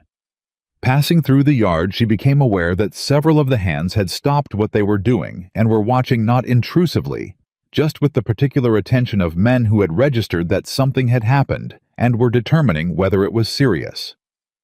She carried Samuel to the kitchen and set him on the work table and wrapped his wrist and told him what was going to happen, which was that it was going to hurt for 3 days, and that he was going to stay close to the kitchen until it felt better, and that the next time he climbed something she hadn't given him permission to climb, she would not be bringing him cookies for a very long time. Samuel, wrist-wrapped, eyes still slightly wet, said, "Yes, ma'am." Then after a moment, "Were you scared?" She looked at him. "Yes," she said. "I was scared." He seemed to consider this. "Daddies get scared too," he said. "Dad told me." She was quiet for a moment. "Your dad was right," she said. "Do you think about him?" "Every day." "Me too," he said. And then, with the clean simplicity of an 8-year-old arriving at the thing, "I like it here." She blinked. "Yeah, the men are nice. Cooper said I could help him when my wrist is better. Real help, not just watching." He paused. "Is that okay?" She looked at her son. At his earnest, slightly dirty face, at the way he was sitting on the work table with his feet dangling and his wrapped wrist held carefully in his lap, looking at her with Thomas Sr.'s eyes, which were direct and warm, and always looking for her answer before they arrived at their own. "We'll see," she said, which was, for Evelyn Whitmore, practically a yes. It was Harding who told her about the telegram. He came to the kitchen door on the 7th morning, 2 days before Whitaker was due to arrive, with the look of a man carrying something he wasn't sure how to put down. She'd seen that look before. Nothing good came in telegrams in her experience, and the way Harding was standing confirmed it. "Mr. Whitaker's moved his arrival up," he said. "Telegram came in last night. He'll be here tomorrow morning instead of the day after." She was quiet for a moment. Did the math. "Tomorrow morning. 8 o'clock. She turned to look at the kitchen, the supplies she'd planned to have in place by Friday. The specific cuts of meat she'd intended to request from Harding to send into Billings tomorrow. The bread she'd planned to start the night before Whitaker's dinner, so it would be at its best. "Who's going into Billings today?" she asked. "I could send Greer." I need someone who can be trusted with a specific list and won't substitute because he thinks he knows better, she said. Not harshly, just factually. Harding nodded. Hayes, then. Hayes is on the cattle count. I'll pull him for a morning. Tell him I'm sorry, she said. Harding almost smiled. He won't mind. He likes you. He likes breakfast, she said. That's not the same thing. Harding left. She picked up her piece of paper and started writing the list, and her hand was steady, and she did not let herself feel the time pressure until she'd finished the list, because the list was the thing that mattered, and panic was not useful to lists. When it was done, she looked at it. It was possible. Everything on it was possible. She'd done more with less, and in shorter windows, the Morrison boarding house had had emergencies that would have made this look organized. She thought about Mrs. Morrison, who had stood in the kitchen doorway on the morning of the county commissioner's dinner and told Evelyn she had 2 hours to prepare a meal for 14 men, and Evelyn had done it, and it had been the best dinner the commissioner had eaten outside of St. Louis. She thought about Thomas Sr., who used to say when things went wrong that the situation was not the problem. The situation was the situation. What you did with it was the problem. She looked at the list. Then she wrote 2 more items at the bottom. Things she'd been saving, things she'd wanted to do under different circumstances. Things that were frankly unnecessary, given what she'd been asked to produce, but which were, she had decided, exactly what was needed now. Not for the food, for the feeling, for the specific impression a man from Chicago would carry away from a table in Montana. She folded the list, walked to the door. Thomas, she called across the yard. He was at the fence with Greer learning something she'd given him permission to learn. He looked up. Come here, please. He came. I need to talk to you about tomorrow, she said. He came inside, and she told him what was happening and what she needed from him, and she watched him listen with the same seriousness he brought to everything she asked of him, and when she was done he said, okay, in the way that meant he understood and was already thinking about how to do it. Thomas, she said. He looked up. You're doing something your father would have been proud of. He didn't say anything. He just nodded, and she saw his jaw set in the same way Thomas Sr.'s jaw had set when he was holding something close. He turned back to the list she'd made him a copy of and started going over it. She went back to the stove. Nathaniel found her at 9:30 that night. She was still in the kitchen. She always was at 9:30. That wasn't unusual. What was unusual was that he came to the kitchen door at an hour when he normally didn't, and that when she looked up at him, she saw something in his face that was different from the managed, contained expression he wore during their morning conversations. He looked tired. Not the tiredness of labor, but the deeper tiredness of a man carrying something he'd been carrying a long time. Harding told you about the telegram, she said. He told me. He came inside, which he hadn't done before. He'd always stood in the doorway. He sat down on Hayes's stool. He looked at the work table, at the preparations she'd already started for tomorrow, at the order and the visible organization of a kitchen that had been chaos 8 days ago. The numbers are where they need to be, he said. The cattle count came in strong. The fence is done. The drainage is done. Harding's report is as solid as I can make it. Good, she said. If Whitaker decides to pull out anyway. He stopped. She waited. I've borrowed against the land, he said. If he pulls the investment and I can't service the note, I lose the ranch. He said it plainly, the way he said most things, not asking for sympathy, just stating a fact the way you state a fact when you've sat with it long enough that the weight of it has become familiar. I've spent 6 years putting this place back together after Clara died. 6 years. He looked at the work table. I don't know what comes after this. I haven't thought past it. She looked at him. Add this man she'd known for 8 days, who had taken her in because he had no better option, and who was sitting in her kitchen at 9:30 because he didn't know where else to put the weight of something. Mr. Carter, she said. He looked up. Tomorrow, she said, I'm going to feed Charles Whitaker a meal that will make him remember the best dinner he's ever had. He's going to sit at a table with your men, and he's going to feel something he didn't expect to feel, which is that this place is alive, that it has something in it worth protecting, She held his gaze. That's what I can do. The rest of it is yours. But I think you know what you're doing. I think you've known how to run this ranch for a long time. You've just been running it without believing in it.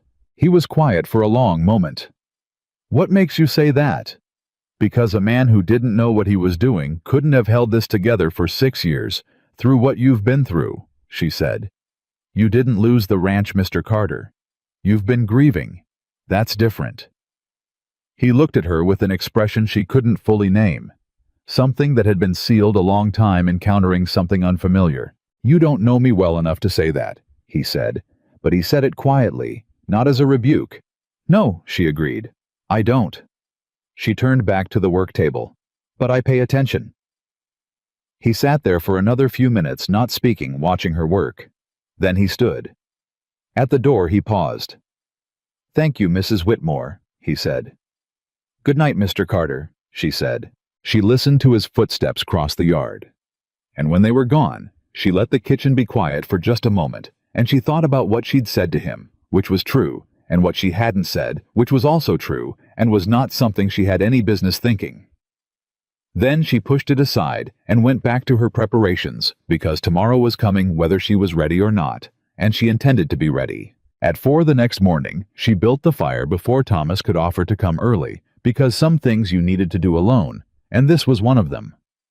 She stood in the kitchen with the fire catching, and the dark, still absolute outside the window, and the day ahead of her, like a thing to be walked toward. And she thought, I am here. I am fed. My children are fed. I have work. I have a place. Whatever this day brings, I am not where I was. Then she picked up the flour, and she got to work. Hayes came back from Billings at 7:30 the next morning with everything on her list, and one thing she hadn't asked for. He set the parcels on the work table, and then from inside his coat produced a small paper-wrapped package and set it beside the rest. She looked at it. Looked at him. What's that? Vanilla, he said. From the dry goods store.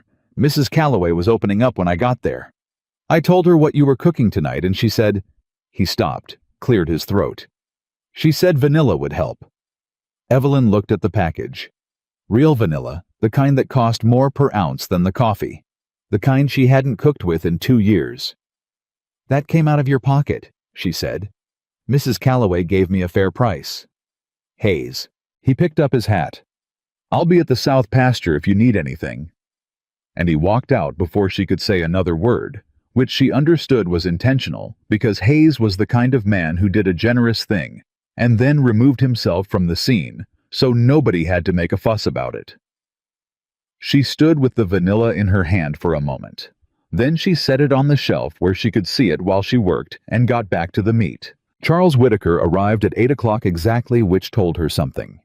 A man who arrived at the time he'd stated was a man who wanted you to know he was precise.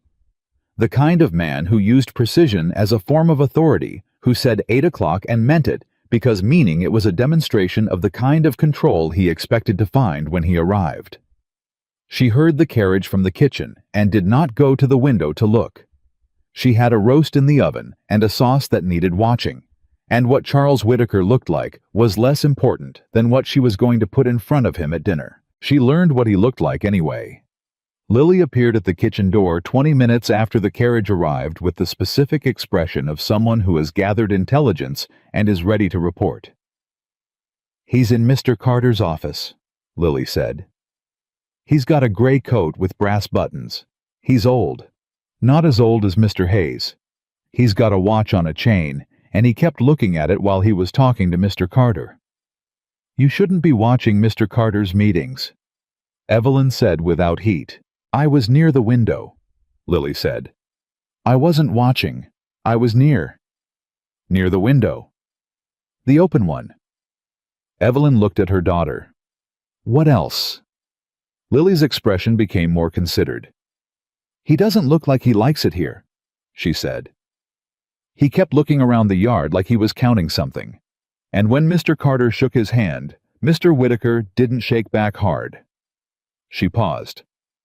Dad always said you could tell a lot from a handshake. Your dad was right, Evelyn said. Now go back to your brother." Lily went. Evelyn turned back to the stove and adjusted the heat under the sauce, and she thought about a man who looked around a ranch yard and counted things, and didn't put his full hand into a handshake. She thought about what such a man was hungry for, and she didn't mean food. Men like Whitaker. And she had served enough of them at the Morrison boarding house to recognize the type were hungry for confidence. They had money. They had power. They had the ability to make decisions that changed other people's lives. But what they actually craved, what they came looking for, when they traveled from their comfortable cities to rough places, was the feeling that their investment was being held by someone who knew what they were doing. That the thing they'd put their name on was worth their name. You couldn't give them that with a ledger. You could only give them that by making them feel it, and they felt it the way all people felt it, through their senses. Through the room they walked into. Through the food they ate.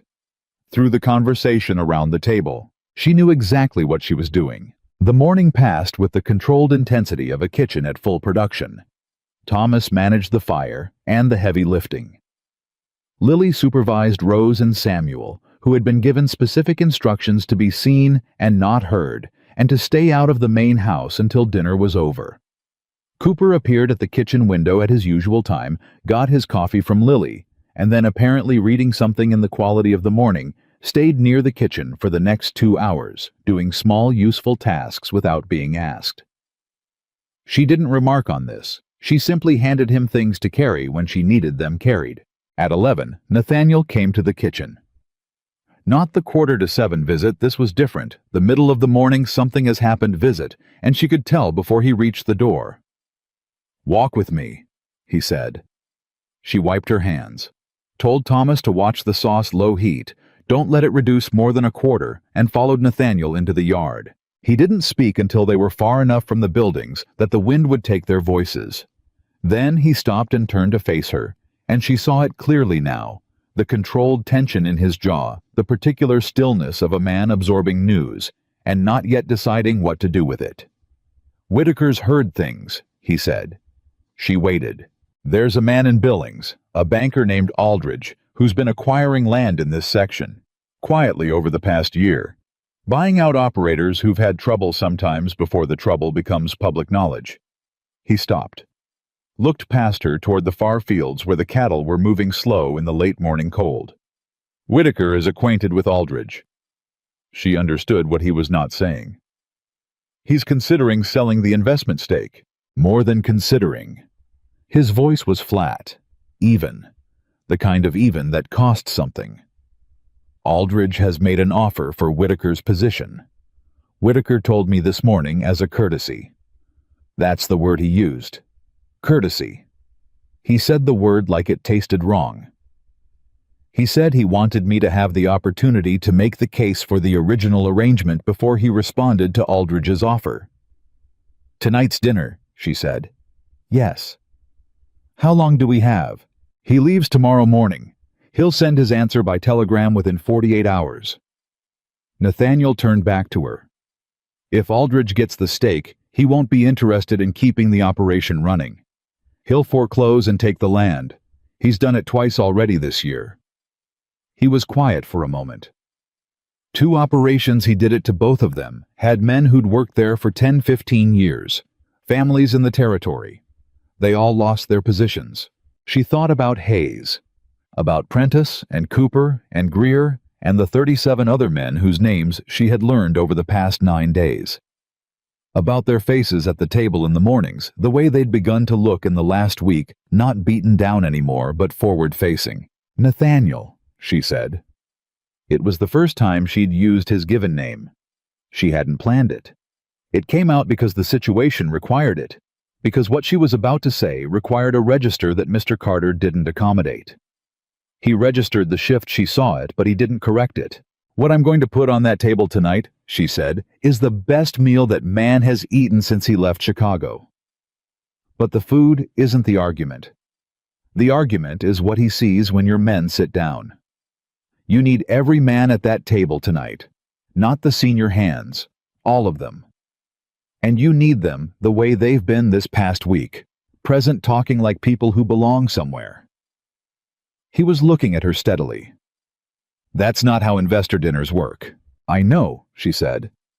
But this isn't an investor dinner. This is a demonstration. You're showing him something that numbers can't show, that this ranch has something alive in it that's worth more than Aldridge's offer. She held his gaze. Do you trust me? He was quiet for a moment. A real moment, not a dramatic pause, a genuine weighing of the question. Then, yes, he said. Straight and clean, the same way she'd said things to him since she arrived. I trust you, she nodded. Then do what I'm telling you.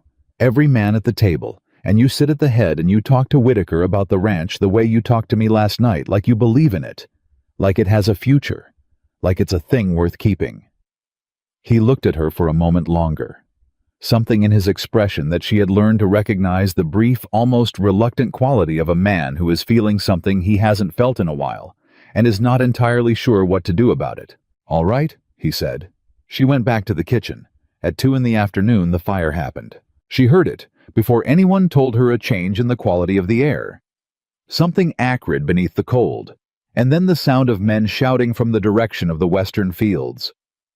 She came out of the kitchen and looked, and saw the smoke, and her heart did one hard beat, and then steadied, because panic was something she had learned to recognize as the enemy of action, and she had been at war with it long enough to win.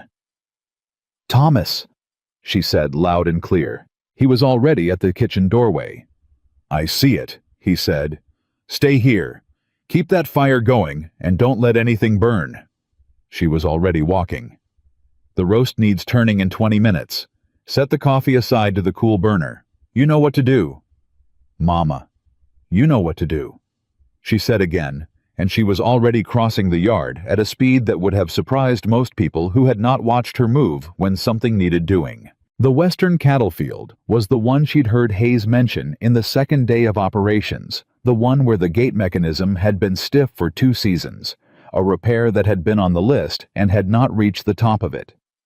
She knew this because she paid attention, because every morning conversation with Nathaniel had been a kind of education in the landscape of the ranch, and she had cataloged it the way she cataloged supply shelves, because knowing where things were and what condition they were in was what allowed you to act when acting was required. The fire had started in the dry grass along the western fence line, lightning strike from the brief storm the night before hitting timber that had smoldered all night and caught in the morning wind. It was moving. Not racing, not yet, but moving with intent, the way prairie fires did, low and fast and hungry, and between it and the cattle herd was the gate with the stiff mechanism. And on the other side of that gate was Black Creek's most valuable herd, 60 head of prime cattle that represented a significant portion of what Nathaniel Carter would be presenting to Charles Whitaker in the numbers tonight. The hands who weren't on active assignments were already running toward the fire. She could hear Harding's voice cutting through the noise, organized directing he was good in a crisis. Harding, she'd already gathered that. But the men were focused on the fire itself, on the western fence, on the approaches, and nobody was at the gate yet, because the cattle were behind it, and the assumption was that they were therefore safer than they actually were. She saw it from 30 yards away. The cattle were bunching at the far end of the field, moving the wrong direction, pressing back toward the section of fence closest to where the fire was moving. If the gate didn't open and the fire swung north the way the wind was pushing it, the herd had nowhere to go. She went to the gate. It was a heavy mechanism, iron and timber, the kind that required force under good conditions, and required something more than force when it hadn't been properly maintained. The latch was rusted at the pivot point. She could see at the exact place where the metal had seized. She'd grown up on a small farm in Ohio before she married, and she knew mechanisms the way some women knew needlework from years of proximity and necessity. She knew what needed to happen. She put both hands on it and pushed. Nothing. She repositioned. Changed the angle, because the angle mattered, because a seized mechanism didn't yield to force. Applied straight on, it yielded to force applied at the right point, with the right leverage. She'd learned this from her father at age 12, and had never forgotten it, because her father had been the kind of man who explained the physics of a thing rather than just showing you, and she had been the kind of girl who listened and remembered. The gate didn't move. The smoke was thicker now. The cattle were making noise, that deep rolling panic sound that cattle made when they were frightened, and she knew from the stories she'd heard at the boarding house from the drovers who passed through that panicked cattle were dangerous in the specific, incalculable way of a very large thing that was no longer capable of thought. She looked at the mechanism. Found the secondary release point, an older design, predated the main latch, probably hadn't been used in years. Reached for it. It was lower than the main mechanism, and she had to get down both knees on the ground to get the right angle on it, and the ground was frozen, and the smoke was coming low and thick, and she heard someone shouting her name from somewhere in the field behind her. She did not turn around. She put everything she had into the secondary release, all her weight, both hands, the full application of what her body actually was, which was not what people saw when they thought of strength, but which was in this moment exactly sufficient. The mechanism shrieked a high metal sound, the sound of rust giving way, and then the gate swung, wide and fast, swinging outward the way it was designed to, and the cattle that had been pressing against it from the far side came through in a rush. 60 head of panicked cattle, moving like one enormous thing. And she threw herself sideways and hit the fence post and held on, because the alternative was being in the path of 60 head of cattle, and that was not an alternative she was prepared to consider. They went past her. All of them. She could feel the ground shaking through the fence post. She could hear the individual sounds of them hooves' breath, the sound of bodies in motion. She kept her grip on the post, and her face turned away from the dust, and when the sound began to diminish, she looked up. The cattle were out. Moving north and west away from the fire, which was what they needed to do, and which several hands were already working to guide, further directing the herd toward the open pasture to the north, where they would be safe. The fire itself had reached the fence line and was consuming the dry grass along it. But the cattle were clear of it, and Harding had organized the men into a line working to contain the eastern spread. The immediate crisis, the life and death irreversible kind, was over. She let go of the fence post, stepped back. Her left shoulder was going to be spectacular in the morning. She'd hit the post harder than she'd realized in the moment. Her knees were wet from the frozen ground. Her coat had a long scorch mark along the left side, where an ember had caught it, and she hadn't noticed. She noticed now. She looked at the scorch mark. Looked at the gate still swinging gently on its newly freed mechanism. Looked at the cattle moving north through the open pasture, already beginning to slow and settle as the herd instinct shifted from panic to direction. She turned around. Nathaniel was standing 10 feet away. He had come at a run. She could see it in the way he'd stopped the hard stop of a man who ran and then ran out of distance to run. He was looking at her with an expression she had never seen on him before, and she had been paying close attention to his expressions for 9 days. It wasn't relief exactly. It was something past relief. Something that had come out the other side of a very bad moment and hadn't quite resolved into anything calmer yet. "You were told," he started. "The gate would not have opened from that side," she said. The secondary release on the mechanism, Evelyn. Her name, not her title. Her actual name, and it came out of him with a kind of force that was not anger, but was adjacent to it, the force of something that has been under pressure for a long time and has just found a crack. "You were in the path of 60 head of cattle." "I was at the fence post," she said. "I knew where to stand." "You could have, but I didn't," she said, steady, not cold, but steady. "The cattle are clear. The herd is safe. I'm standing right here." He looked at her. She looked back. Around them, the ranch was still moving men and smoke and the sounds of the fire containment, but in the space between them, it was very still. "You're hurt," he said, quieter. "My shoulder." She tested it, moved her arm, winced. "It's not broken." He crossed the distance between them in 3 steps and put his hands on her shoulders carefully, not grabbing the specific gentleness of a large man who knows how to calibrate his hands, and looked at her with the close, direct attention of a man examining something he nearly lost. "I didn't lose it," she said, reading him accurately. "No," he said. "You didn't." A pause. "Because you were—" He stopped himself, looked away for a moment, jaw set. That was another stop. She had the sense of a man who had a lot of words available and couldn't find the right ones in the right order. "Necessary," she said. He looked back at her. "Extraordinary," he said. "Flat and direct. No performance in it." She held that for a moment. Let it be what it was. "Then, I have a roast in the oven," she said. "And I told Thomas 20 minutes. It's been 22. Something that was almost a laugh moved through his expression. Didn't reach his face entirely, but it was there. "Go," he said. She went. The roast was fine. Thomas had turned it at 18 minutes on his own initiative, which was the right call, and she told him so, and he accepted this with the same seriousness with which he accepted most of her assessments, storing it somewhere to pull out later. She had 40 minutes before she needed to begin plating. She used 30 of them to get herself cleaned up and her shoulder wrapped.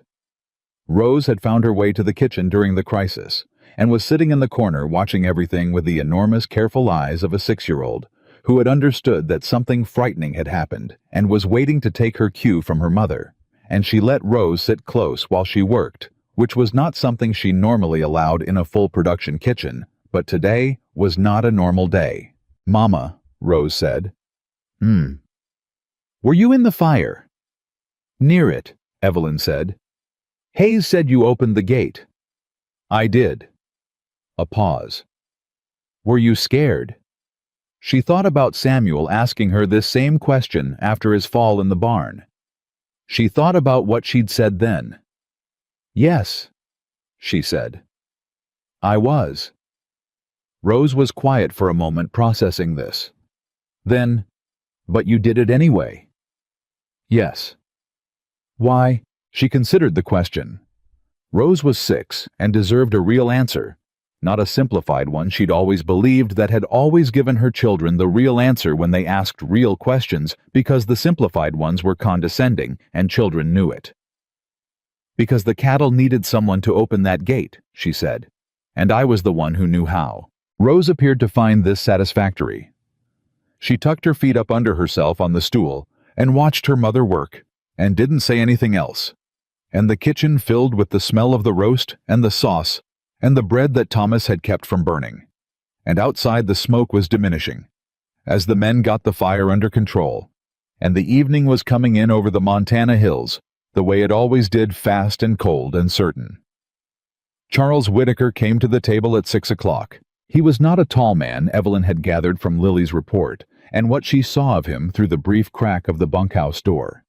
She had no intention of presenting herself before dinner. Not on purpose. She was not that kind of person. Confirmed it. He was compact and well-dressed for a ranch dinner. The kind of well-dressed that was meant to contrast with the surroundings, and he sat at the head of the table that was usually Nathaniel's, with the careful posture of a man who was not going to let a plain wood chair make him ordinary. The men filled in around him, all 43 of them. She heard the quality of it from the kitchen, the sound of a full table, the particular density of sound that only a full room makes. She had spoken to Nathaniel, who had spoken to Harding, and every man on Black Creek Ranch was at that table tonight. Not just the senior hands, the youngest, greenest hands, the men who'd been thinking about leaving. Prentice, who'd withdrawn his notice. Cooper, who'd looked at real butter like it was a miracle. Greer, who had stopped arriving for meals 3 minutes early and had started arriving 6 minutes early. Hayes, who had bought vanilla out of his own pocket and then walked away before she could thank him properly. All of them. She heard the moment Whitaker registered it, a slight change in the quality of the voices, a reaction she couldn't see, but could hear the sound of a man realizing that the table was significantly fuller than he'd expected. She'd learned to read rooms by sound at the boarding house, where you couldn't always be in the room and needed to understand what was happening in it from the kitchen. She plated the food. Thomas and Lily carried it out. She'd told them exactly how to do it.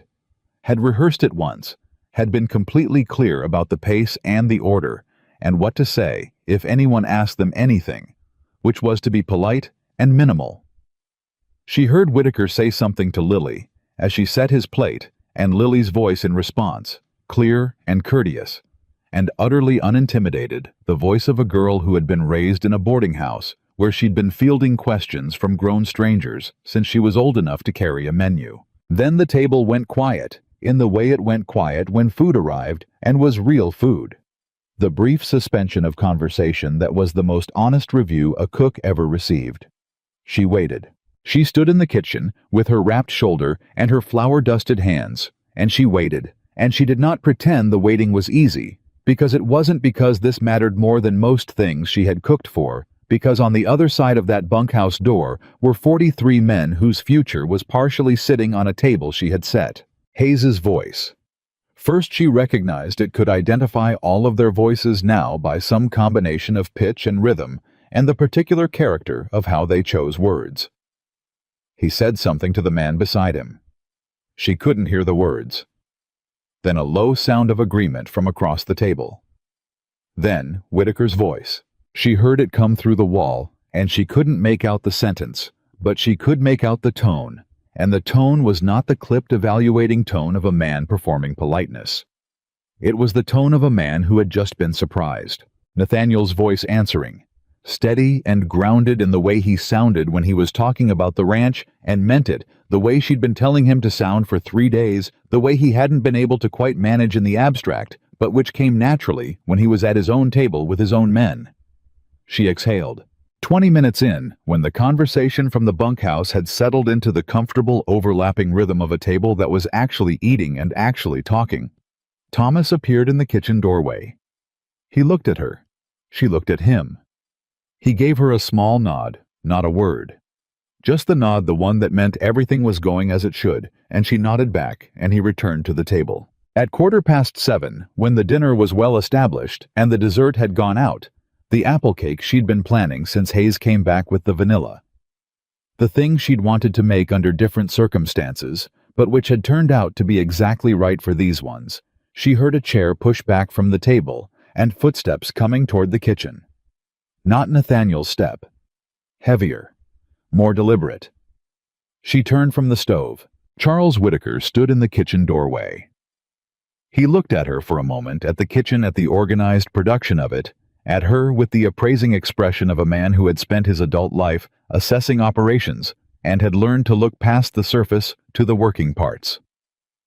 He was older than she'd imagined from Lily's description and tired her, and there was something around his eyes that was less like arrogance and more like a man who had made a great many decisions he wasn't entirely proud of and was carrying them with him. "Mrs. Whitmore," he said. "Mr. Whitaker," she said. She didn't wipe her hands. She stood straight and gave him the same direct attention she gave everyone. "Is there something I can get you?" He looked at her for a moment.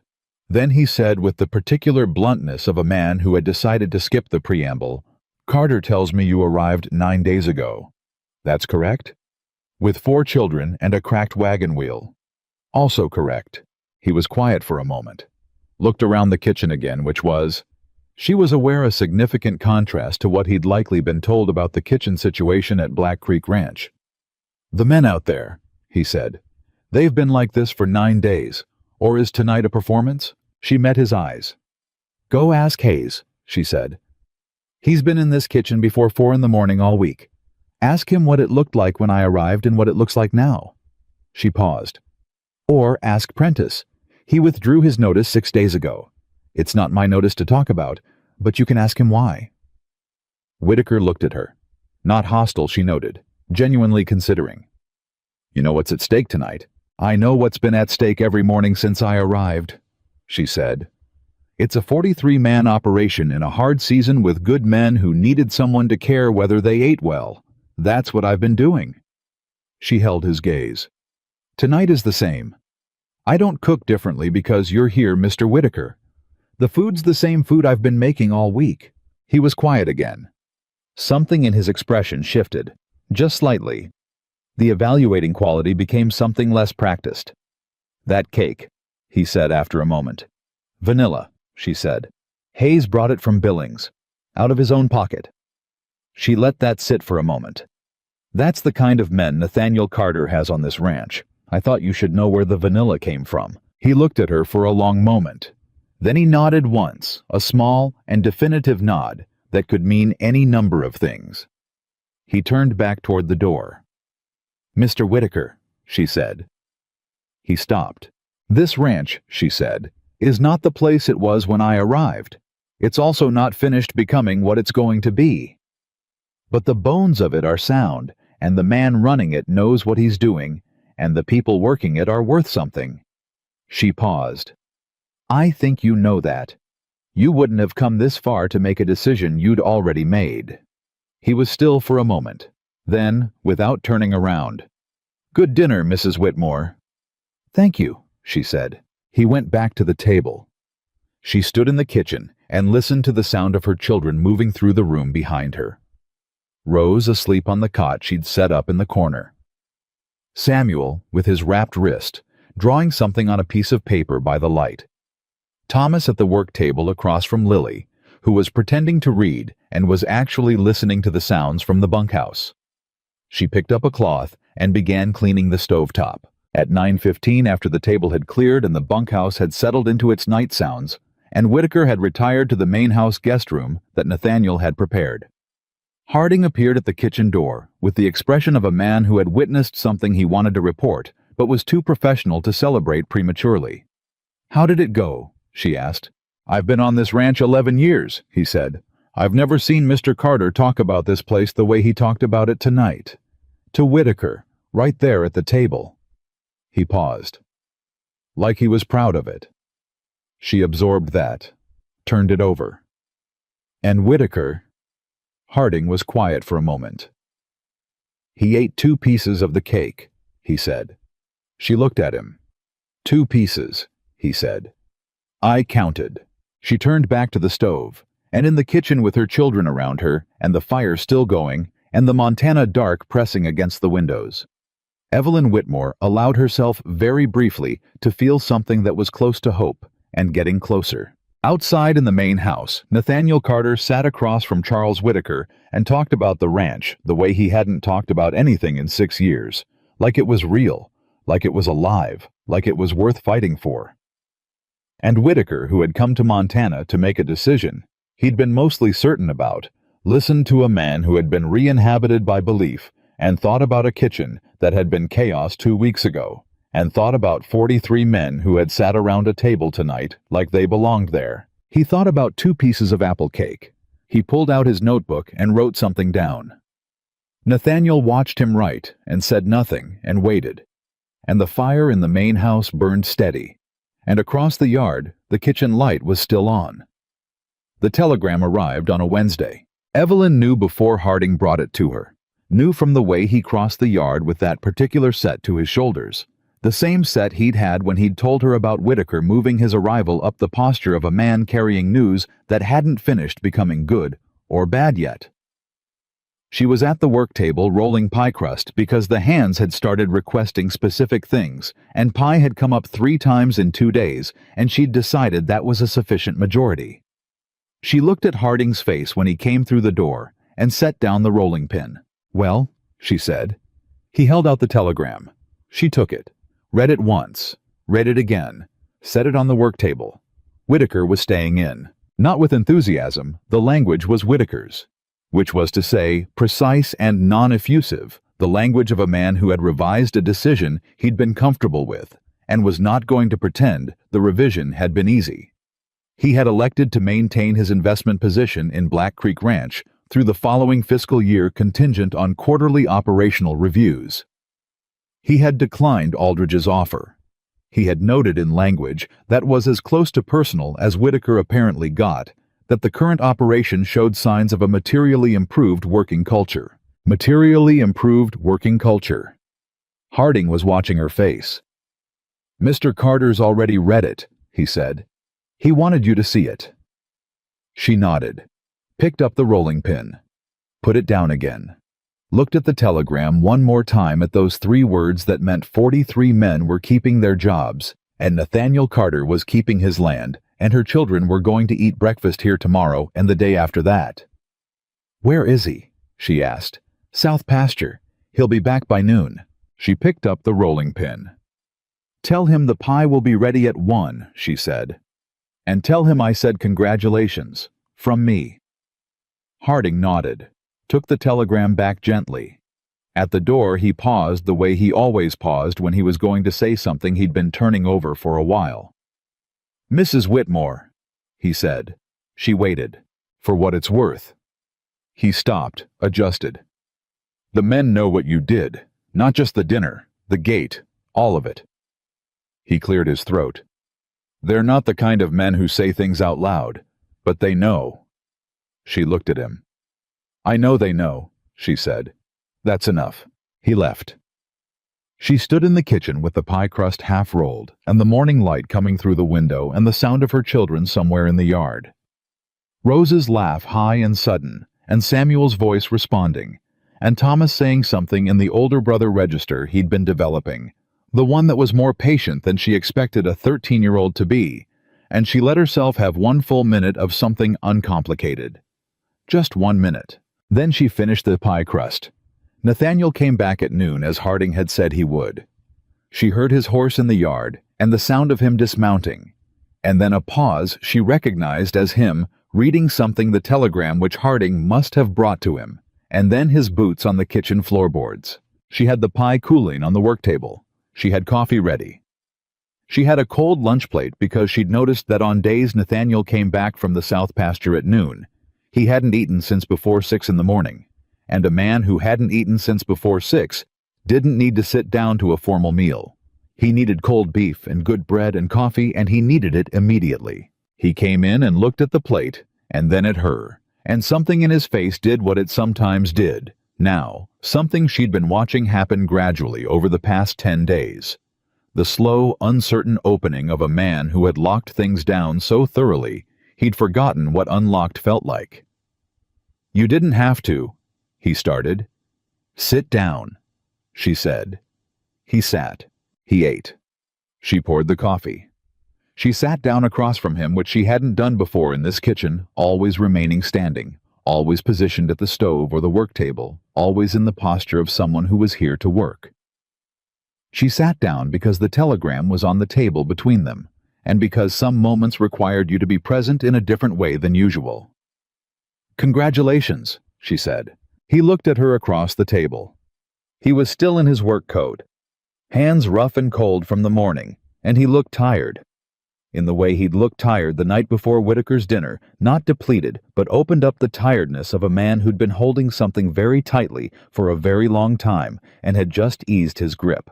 "Couldn't have done it without you," he said, not as a courtesy, as a statement of fact in the direct manner of someone who didn't offer credit easily and offered it now because it was accurate. "You had the bones," she said. "I just fed the people standing on them." He shook his head slightly. "The dinner mattered. What you said to Whitaker." He paused. "He told me before he left. What you said to him in the kitchen." She was quiet.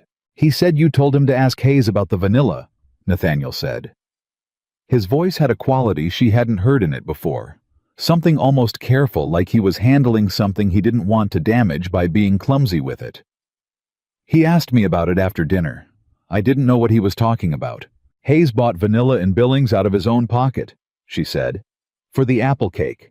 I told Whitaker because it was true, and because it said more about what's on this ranch than any report could." Nathaniel was quiet for a moment. "Hayes has been on this land for 20 years, he said. "He told me once a couple years after Clara died that he was staying because he believed things would come back around." A pause. "I told him he was optimistic." "He wasn't being optimistic," she said. "He was being loyal." She held his gaze. "That's different. Loyal people don't stay because they think things will get better. They stay because they think the person is worth staying for." He looked at her. Something in the quality of it was different from his usual directness. There was a weight to it, a consideration, the look of a man who has arrived somewhere he wasn't expecting to arrive and is trying to get his bearings. "Evelyn," he said. Her name, not Mrs. Whitmore. The same way it had come out of him at the gate after the fire, involuntary and direct. She waited. "The month trial," he said. She went still. "I'd like to—" He stopped. Reorganized. "I'd like you to consider a permanent arrangement. You and the children. Not a trial." A real position with real wages and proper accommodations, not that one room. He was looking at her steadily, and she could see that this was costing him something to say. Not because he didn't mean it, but because meaning it was the part that cost something. I intend to fix the bunk room situation. Give the children a proper space. There's a room in the main house that's been empty for... He stopped. It would be appropriate. It's a proper room. Warm. Big enough. She looked at him for a long moment. The main house, she said. It's not... He was careful again. It would be practical. You'd be closer to the kitchen for early starts. The children would have more space. I'm not... He stopped again. There was something almost uncertain about him that she had never seen before, a crack in the competent exterior that revealed briefly a man who didn't entirely know the territory he'd walked into. I'm saying it wrong.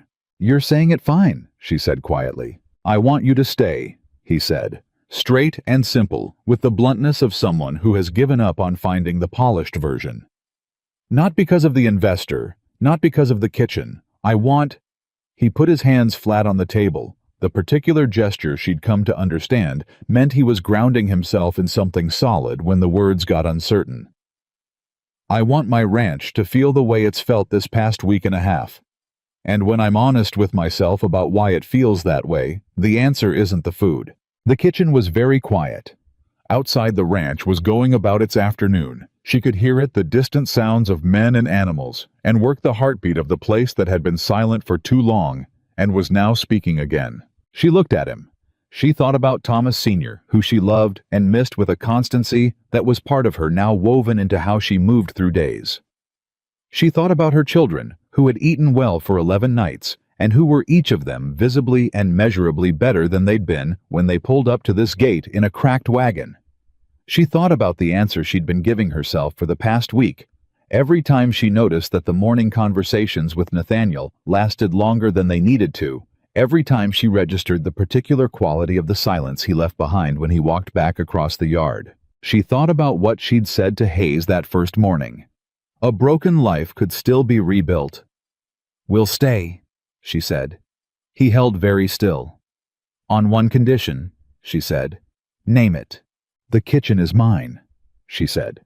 Fully. No interference, no instructions, no investor visits that I don't know about in advance. If something affects the schedule, I hear about it first. She paused.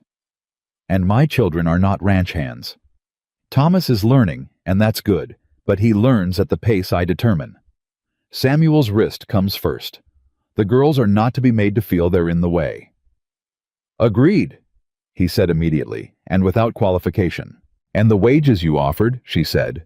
I want them revised. He raised an eyebrow. Revised how? Upward, she said, given recent events. Something that was genuinely a smile small contained, but real crossed his face. He looked like a different person when he smiled. Younger, less weathered, more like whoever he'd been before 6 years of carrying everything alone. I reckon you've earned it, he said. I reckon I have, she said. She stood and picked up the coffee cups. He stood too, and for a moment they were both standing in the kitchen that had been a disaster 2 weeks ago, that she had made into something that was now warm and organized and smelled of pie cooling on the work table, and the space between them had a quality to it, a specific quality charged and careful, the quality of two people who have circled something without saying it, and are now very close to the edge of saying it. She turned to the stove. The pie'll be ready in an hour, she said. I'll be back, he said. She heard him cross the yard. The shift in things was not dramatic.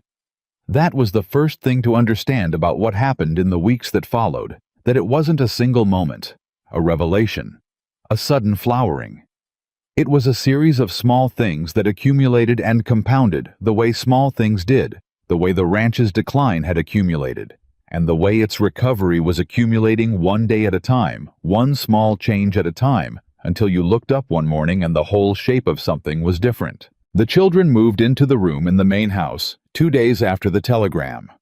It was as Nathaniel had said, a real room larger than the bunk room, warm with a proper window, and 2 beds that could be pushed together for the younger 3, and a cot installed for Thomas in the corner. which Thomas accepted with the dignity of a boy who is learning to take things he's been given without apologizing for needing them. Rose walked in and put her hand on the wall and said, "This is ours," with a certainty that was entirely her own, and that Evelyn recognized as the particular certainty of a 6-year-old who has decided something, and that is now simply the fact. "For now," Evelyn said carefully. "For a while," Rose said, which was a compromise that satisfied her, and that Evelyn accepted. Thomas was the complicated one. He was 13, and he understood things that a 13-year-old shouldn't need to understand, and he understood them because the last 14 months had handed them to him, whether he was ready or not. He understood what the month trial meant, and he understood what a permanent arrangement meant, and he understood with the precise instincts of a child who has been watching his mother closely for a year. In the way children watch parents, they're worried about what the morning conversations in the kitchen were becoming. He did not bring it up directly. Thomas never brought things up directly. He brought them up sideways in the manner he'd developed after his father died, which was to make an observation that was factual and specific, and wait to see what was done with it. He did it on a Saturday evening 2 weeks after the telegram while he was helping her close down the kitchen after dinner. They were the only ones in there, and he was washing the large pot the way she'd taught him, and she was sorting the next day's supplies. And he said without preamble or introduction, "Mr. Carter told me today that my father sounds like he was a good man." She went still for just a moment, continued sorting. "How did that come up?" "I was telling him about the farm in Ohio, Dad's farm." Thomas continued washing. He asked questions about how the farm ran, what the work was like. Not to be polite, he really wanted to know. He was quiet for a moment. He said his father built this ranch from nothing. Said he understood what it was to work something your family built. She looked at her son's back, at the particular set of his shoulders, which was Thomas Sr.'s set. "What did you say?" "I said Dad was the best man I ever knew." A pause. "Mr. Carter said he said that sounded about right from what I'd told him, and that it was clear Dad had raised someone worth knowing." Thomas stopped washing, stood there with the pot. "He was talking about me." "I know," she said. "Is that—" Thomas set the pot down, turned around, looked at her with the river water eyes that were hers, but the directness that was Thomas Sr.'s completely. "Is that all right?" That he said that. She looked at her son, looked at him a long time. "Yes," she said. "It's all right." He nodded, picked the pot back up, went back to washing. "Okay," he said, which was Thomas's version of a great many things, and she understood all of them. The twist when it came from a direction she hadn't been watching. She should have been watching it. She knew that after. She knew it the way you know things after, with the clear-eyed vision that only comes once the surprise has passed and you can see the shape of what you missed. She'd been paying attention to the ranch, to the kitchen, to her children, to the incremental and careful geography of what was developing between her and Nathaniel. She had not been paying sufficient attention to the town. It was Greer who brought it to her first. He came to the kitchen door on a Tuesday morning 3 weeks after the telegram, a full hour before breakfast, which was not his habit. Greer was punctual, but not early. Had never been early. And the fact of him being early told her immediately that something was off. He stood in the doorway without asking for coffee, which was his usual opening move, and said, "Mrs. Whitmore, there's something you should know." She turned from the stove, read his face, put down what she was holding. "There's talk in Billings," he said, "about the arrangement here, about you." He was clearly uncomfortable. Greer was a plain speaker, but he wasn't a man who liked delivering unpleasant things, and his jaw had the particular set of someone doing a thing they'd talked themselves into. "Woman at the dry goods, Mrs. Calloway." "I know who Mrs. Calloway is," she said. "She's been talking, saying things about a widow woman living in the main house with 4 children and a widowed rancher, and what that looks like, and what kind of woman does that." He stopped. "There are people agreeing with her, ma'am. It's getting around." She was quiet. "Cooper heard it on his last ride into town," Greer continued. "Came back spitting mad. Wanted to go right back and say something to somebody. I talked him down. He shifted his weight. Hayes knows. Harding knows. They figured you should know, and they figured they voted on who should tell you, ma'am, the lot of us, that I should be the one to say it because I'm... He looked for the word. Because I'm direct. She absorbed this for a moment. The information.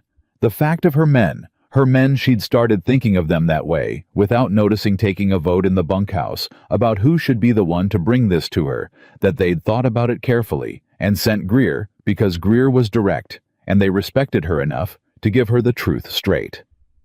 "Thank you," she said, "for telling me." "What do you want us to do?" he asked. "Nothing," she said. He blinked. "Ma'am, nothing," she said again steadily. "I appreciate the loyalty, but the last thing this ranch needs is 43 men riding into Billings to argue with people at a dry goods counter on my behalf. That is not how this gets handled." "Then how does it get handled?" "By continuing to do the work," she said. "Same as always. The talk will find other things to talk about when it runs out of material." She looked at him. "Greer." "Ma'am, the men who voted on who to send tell them I said thank you. Not for wanting to protect me. For treating me like someone worth protecting."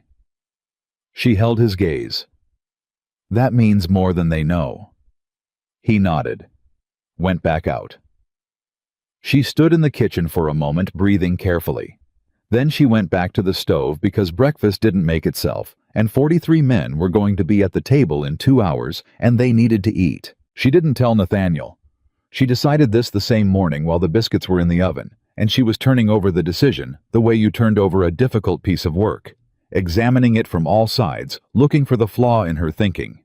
She didn't tell him, because what Greer had described was talk, and talk was not a problem she needed Nathaniel to solve for her. She had been managing the opinions of people who didn't know her for her entire adult life. She was not about to start requiring rescue from it. What she hadn't anticipated was that he already knew. He came to the kitchen 3 mornings later, which was a Friday. He came at the regular time 6:45. But something was different in the way he came in. There was a particular quality to his stillness when he stood in the doorway, the quality she'd learned to associate with him carrying something he hadn't yet decided how to put down. "Sit down," she said before he said anything. She poured coffee. Set it on the table. He sat. "You know," he said. "Yes." "Greer." "Yes." He wrapped both hands around the cup. Looked at it. "I heard it from a different direction. Man I do business with in Billings mentioned it with the specific discomfort of a man who doesn't want to be the one saying it." He looked up. He suggested very diplomatically that the arrangement was generating comment and that I might want to think about appearances. She was quiet. "I told him," Nathaniel said slowly, and with some deliberateness, "that my ranch had been on the edge of collapse 3 weeks ago, and that it wasn't anymore, and that the reason it wasn't was currently in my kitchen making biscuits, and that I wasn't interested in what appearances generated comment." He paused. He took that as well as you might expect. She looked at him. Something moved through her chest, not uncomplicated, not simple, but warm. "You didn't have to do that," she said. "I wasn't doing it for appearances," he said. "I was doing it because it was true." He set down the cup, looked at her directly. "Evelyn, I need to say something to you, and I need to say it plainly." She waited. "The talk in town is going to continue as long as you're here, and we're not—" He stopped, found the word carefully. "As long as the arrangement is what it is." He held her gaze. "I don't want you to think I'm saying this because of the talk. I need you to understand that I'd say the same thing if the town was silent on the matter." The kitchen was very still. "I've been thinking about what I want to say to you for 2 weeks, he said. "Since before the telegram. Since—" He paused. "Since the fire, honestly. Since I saw you standing at that gate in the smoke and understood something about myself that I'd been managing not to understand for quite a while." He was quiet for a moment. "I told myself I wasn't going to do this until more time had passed. Until you'd had more time. Until it felt less He searched. Less sudden. It's not sudden, she said. He looked at her. It's been 11 weeks since I arrived, she said. That's not sudden. That's just fast. She held his gaze. And I've spent 11 weeks paying attention, which is what I do. And what I know from 11 weeks of paying close attention is that you are a good man who has been running on fumes for 6 years, and who needed someone to remind him what it felt like to be in a working, living place. She paused. And what I know about myself is that I loved my husband completely, and that I will always love him, and that is not a thing that diminishes or conflicts with... She stopped, chose her words. With finding that there is something here worth being here for. He was very still, looking at her with the open, uncertain expression she'd first seen at the gate after the fire, the expression of a man encountering something he wasn't protected against. I'm not good at... He stopped, tried again. I lost the habit of, I'm not sure I was ever... He made a sound that was frustrated with itself. Clara used to say I was better at saying things to cattle than to people. She was right, Evelyn said without any unkindness. You're working on it. That almost laugh crossed his face again. Yes, he said. I am. He looked at her. Is that enough? For now, that I'm working on it. Thomas Sr. talked too much, she said. He talked his way into and out of everything. Could argue a stone out of a field. She looked down at her hands on the table, then back up. Talking isn't the measure of a man. He reached across this table. His hand, large work roughened the hand of a man who had spent 20 years building and repairing things, covered hers on the table. Not grabbing, just covering, warm and still. I'd like to court you properly, he said. If you'll let me, whatever that looks like given... He gestured a small gesture that encompassed the kitchen, the ranch, the 4 children somewhere in the yard, the complicated and specific reality of 2 people who were already living inside the life they were discussing. Given all of this, she turned her hand under his, just enough, so that their hands were side by side instead of one over the other. Equal. You can start, she said, by telling me what you want for dinner. He looked at her. That real smile again fuller, now less guarded, the smile of a man who had been given permission to mean something and is trying it out. Whatever you decide to make, he said, will be the best thing I've eaten. That's not an answer, she said. Beef, he said. Something with beef. She pulled her hand back and stood and went to the cold storage, and behind her she heard him exhale a long, slow, unguarded exhale. The sound of a man who has been holding his breath for a very long time.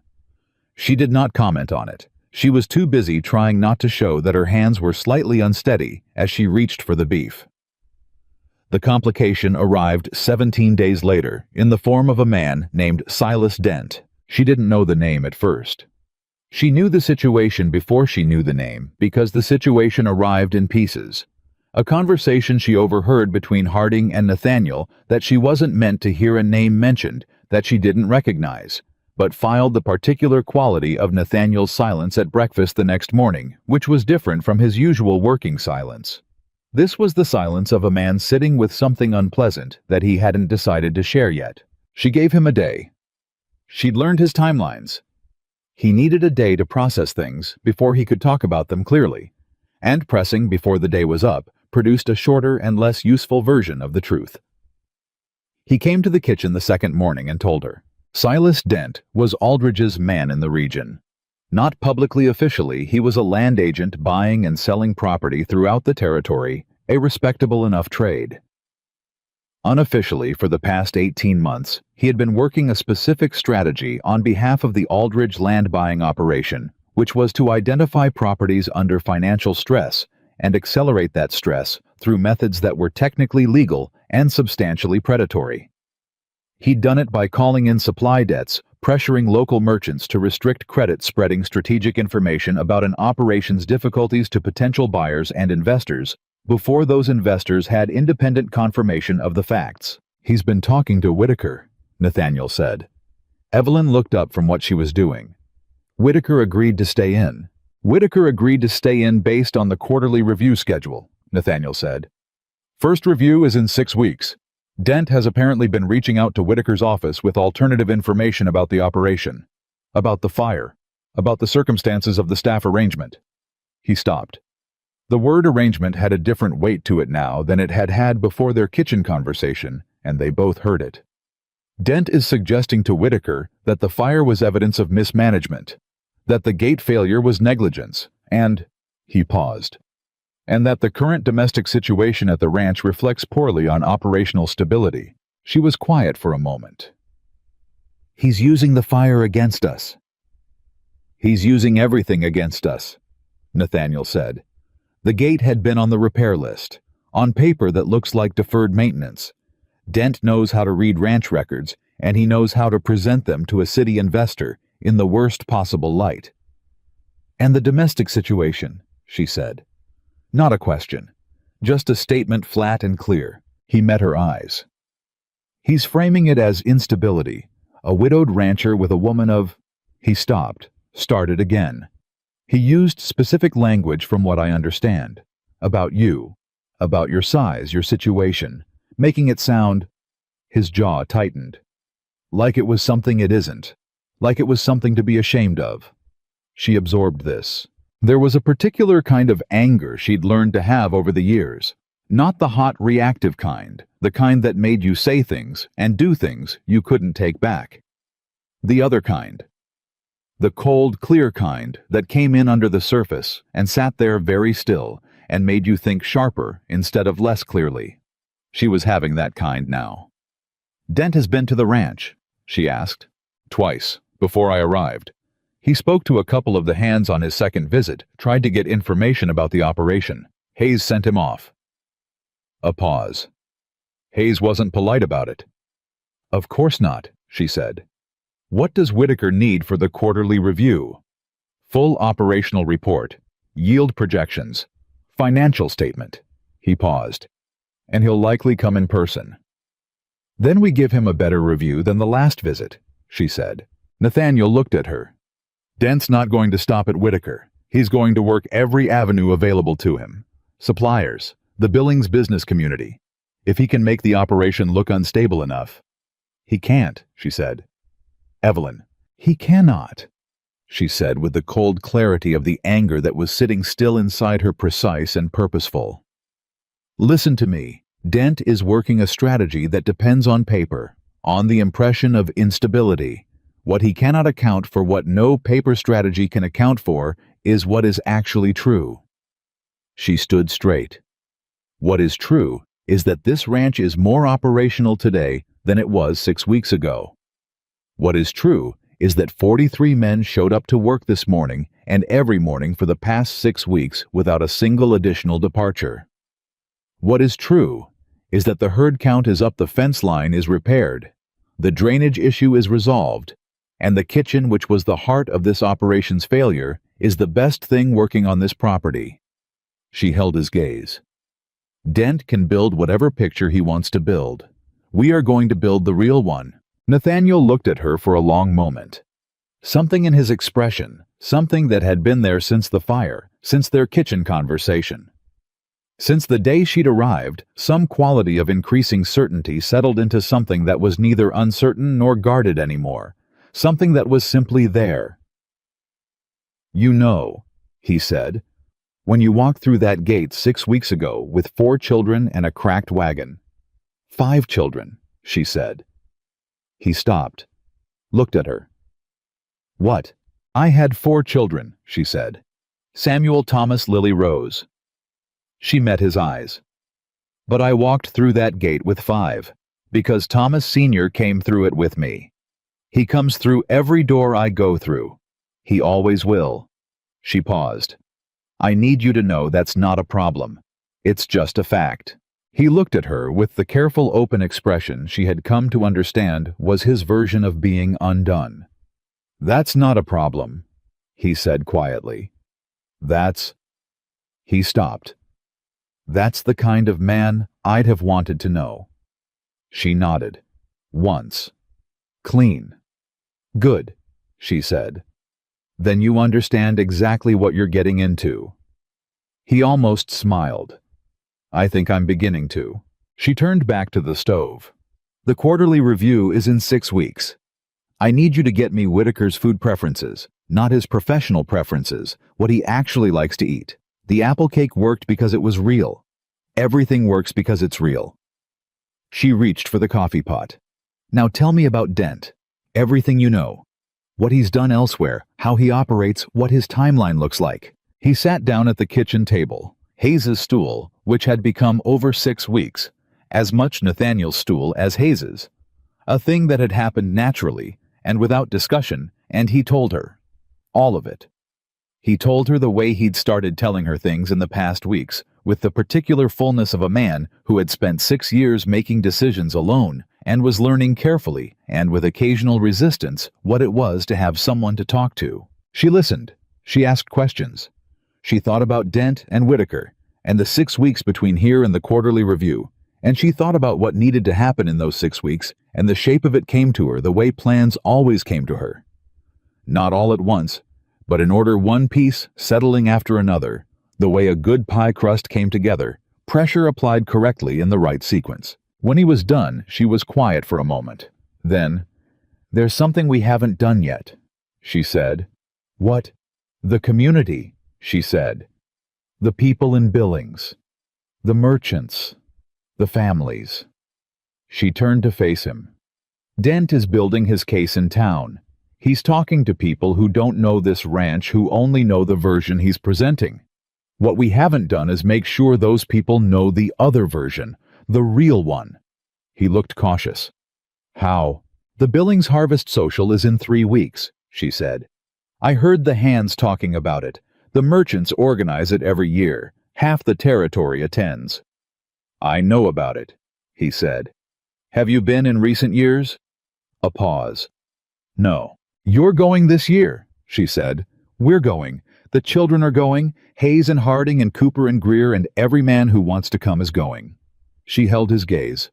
"Dent is building a story about instability.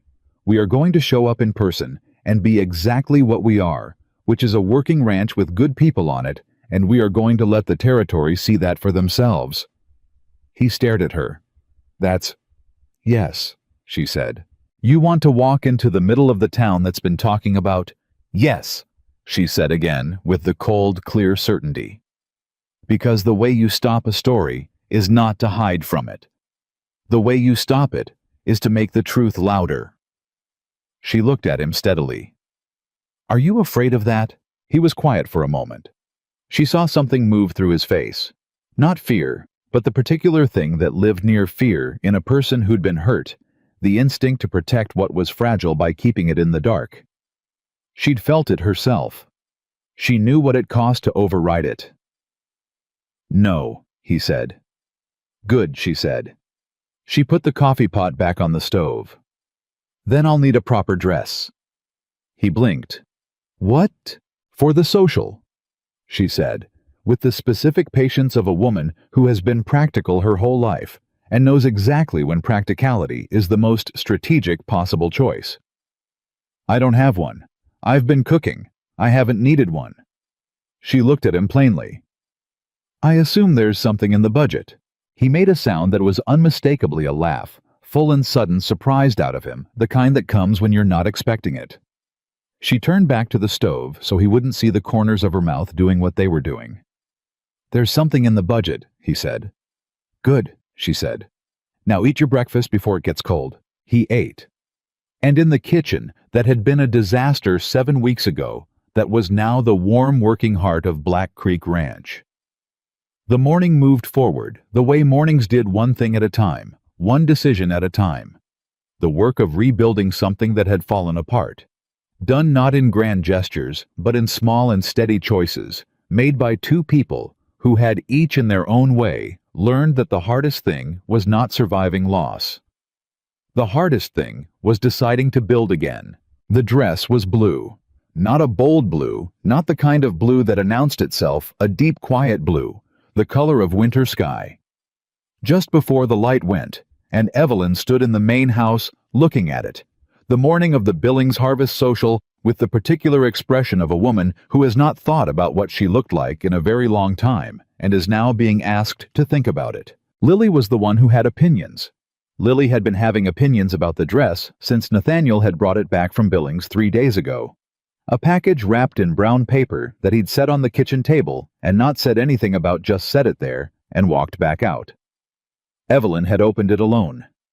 She'd stood with the fabric in her hands for a long moment and thought about Thomas Sr., who used to say that blue was her color, who had said it with the simple certainty of a man who meant the things he said and didn't say things he didn't mean.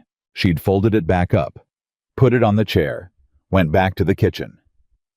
3 mornings later, Lily helped her into it, standing behind her with the focused seriousness of a 10-year-old who has decided that this is important and is bringing everything she has to it. Rose sat on the bed and watched with enormous eyes. Samuel from the doorway took one look and said, "You look like a real lady," which from Samuel was the highest possible compliment delivered without self-consciousness. "You always look like a real lady," Thomas said from behind Samuel, which was what Thomas Sr. would have said precisely, and Evelyn had to look at the ceiling for a moment before she could answer. "Thank you," she said when she could. "All of you. Now let's go." The ride into Billings took an hour and a half. Nathaniel drove the wagon, and she sat beside him on the bench, and the children were in the back, with Hayes, who had put on a clean shirt for the occasion, and was sitting with his hat in his lap, with the dignity of a man who takes the things that matter seriously, and Cooper, who was vibrating with the particular energy of a 19-year-old going into town on a Saturday, and Greer, who was as quiet as always, but had combed his hair. Harding had ridden ahead to stable the horses. 8 other hands had come in their own arrangement because when she'd mentioned to the men that the plan was to attend the social and they were welcome to come, every one of them had said yes without hesitation, and she'd understood then that whatever she'd thought she was doing in that kitchen for 7 weeks, she had in fact been doing something larger, and the men coming into Billings in their clean shirts on a Saturday was the proof of it. The social was at the community hall. The sound of it reached them before they arrived. Music voices the particular warmth of a large group of people in a lit building on a cold night. Evelyn felt Nathaniel's hand beside hers on the bench, the back of it barely touching the back of hers, not grabbing just present the way he'd been present since the kitchen conversation, steady and careful and letting her set the pace. She turned her hand over. He took it. Neither of them said anything. They went in together. The room registered them. She felt it, the particular ripple that moved through a room when something it wasn't expecting walked through the door. She was a large woman in a blue dress holding the hand of the largest ranch owner in the territory with 4 children behind her, and a contingent of Black Creek hands fanning out around her like the world's most well-mannered escort, and the room's attention landed on them like weather, and then slowly reconfigured itself. She let go of Nathaniel's hand. Not because she was afraid, but because she had work to do, and she had learned a long time ago that the most effective way to walk into a room that was looking at you was to give it something else to look at. "Thomas," she said quietly, without turning around. "Take your sisters to find lemonade. Samuel, stay with Thomas. Be polite to everyone." Thomas said, "Yes, ma'am," and she heard the children move away. She walked forward. The woman she was looking for was not hard to find. Mrs. Calloway ran the dry goods store, and had the specific social presence of someone who had been the primary source of local information for so long that she'd forgotten there was a difference between what she knew and what was true. She was standing near the far wall with 2 other women, and when Evelyn walked toward her she saw the moment Mrs. Calloway registered her approach, the slight stiffening, the social recalibration, the rapid assessment of a woman deciding what kind of confrontation this was going to be. Evelyn stopped in front of her, smiled. The clean, specific smile of a woman who is not angry, who has processed the anger and left it in the kitchen where it belonged, and who has something more useful than anger now. "Mrs. Calloway," she said, "I believe we have a mutual friend in William Hayes. He speaks very highly of your dry goods selection." Mrs. Calloway blinked. Yes, Mr. Hayes is a regular customer. He bought vanilla from you 3 weeks ago," Evelyn said. Out of his own pocket for a dinner we were cooking for an investor from Chicago. I wanted to thank you in person for having it in stock. It made the cake." She paused. "The investor stayed in. 43 men kept their jobs, so I'm particularly grateful for the vanilla." The two women beside Mrs. Calloway were very still. Mrs. Calloway opened her mouth, closed it. "I'm glad to hear the ranch is doing well," she said carefully. "It is," Evelyn said. "Better every week." She looked at Mrs. Calloway with the river water eyes that were direct and warm and entirely unafraid. "I appreciate you, Mrs. Calloway. Running a business is hard work, and you've been doing it a long time. I have a lot of respect for that." She moved on before Mrs. Calloway could answer. She heard one of the women beside her say something in a low voice. She didn't hear the response. It didn't matter. What mattered was that the exchange had happened in the middle of a room full of people who had just watched it, and what they had seen was not a confrontation. What they had seen was a woman with something to say, saying it with grace, and grace was harder to argue with than anything else. Cooper appeared beside her elbow. "That was something," he said under his breath. "Get some lemonade, Cooper," she said. "Yes, ma'am," he said with unconcealed admiration, and disappeared. She found Hayes near the music. He was standing with his hat in his hands watching the dancers with the expression of a man who had seen many things and found most of them acceptable, and some of them genuinely good. He looked at her when she came up beside him. "You doing all right?" he said. "Yes," she said. "Mrs. Calloway, civil." He nodded. "Good." He was quiet for a moment. "Dent's here." She went still. "Where?" "Near the door. Talking to Jessup hardware merchant. He's been working the room for an hour. I've been watching him." Hayes's voice was flat and even. "He's been asking questions. About the ranch. About you." She turned casually, not obviously, and found Dent without difficulty. He was a compact man, well-dressed with the specific grooming of someone who wanted to be taken for more refined than he was. And he was talking to the hardware merchant with the practiced ease of a man who had done this particular thing, spread particular information in particular rooms many times before. He hadn't seen her yet. "Don't do anything," she said to Hayes. "Wasn't planning to," Hayes said mildly, in the voice of a man who had absolutely been planning to. "Hayes." "Ma'am?" "I mean it. Not tonight." She looked at Dent for one more moment. "Tonight isn't the night for that." Nathaniel materialized at her shoulder with the timing of a man who had been watching where she was and what she was looking at. He followed her gaze to Dent. His jaw set in the particular way she'd learned meant he was containing something significant. "I see him," Nathaniel said. "I know," she said. "Leave it." "Evelyn." "Not tonight," she said. "Tonight we're here to be seen. That's enough." She looked up at him. "Trust me." He held her gaze for a moment. Then he looked back at Dent, and she watched him make the decision she was asking him to make, not easily, not without cost, but clearly. "All right," he said. She put her hand on his arm. "Dance with me," she said. He looked at her. I haven't danced in..." "I know," she said. "Dance with me anyway." He danced with her. Badly at first, he was right that it had been a long time, and he was a large man who moved through the world with purpose rather than grace. And the first 30 seconds had the quality of two people negotiating a border. Then something settled.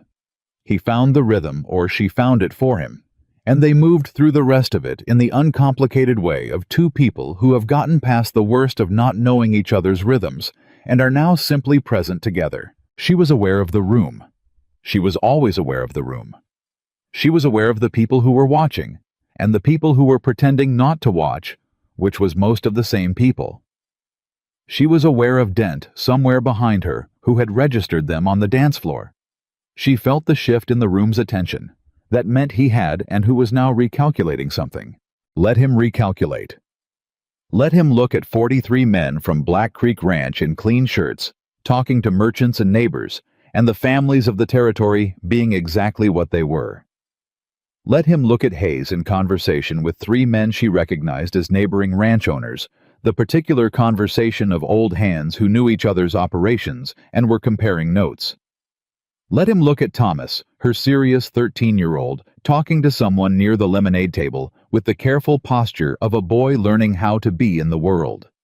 Let him look at Rose, who had found two girls her own age and was currently engaged in what appeared to be a very serious conference near the back wall. Let him look at Evelyn Whitmore in a blue dress dancing with Nathaniel Carter in front of the whole territory. Let him understand what he was dealing with. The evening did what evenings do. It moved, and people moved through it, and things happened that she registered, and things happened that she didn't. And by the end of it, the shape of what had occurred was clear, even though no single moment had been definitive.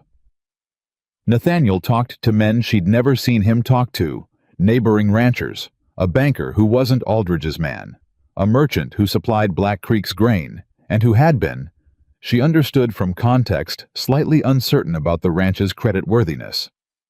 She watched Nathaniel talk to these men with the particular quality he'd had since the telegram, the quality of a man who believed in what he was talking about. And she watched their responses and read them the way she read rooms, and what she read was a gradual recalibration. The story Dent had been building was made of paper. The man in front of them was real. Dent left early. She noticed because Hayes found her near the end of the evening and said simply, "He's gone," with a quality of satisfaction he was not entirely bothering to conceal. "Good," she said. "Think it worked?" Cooper asked.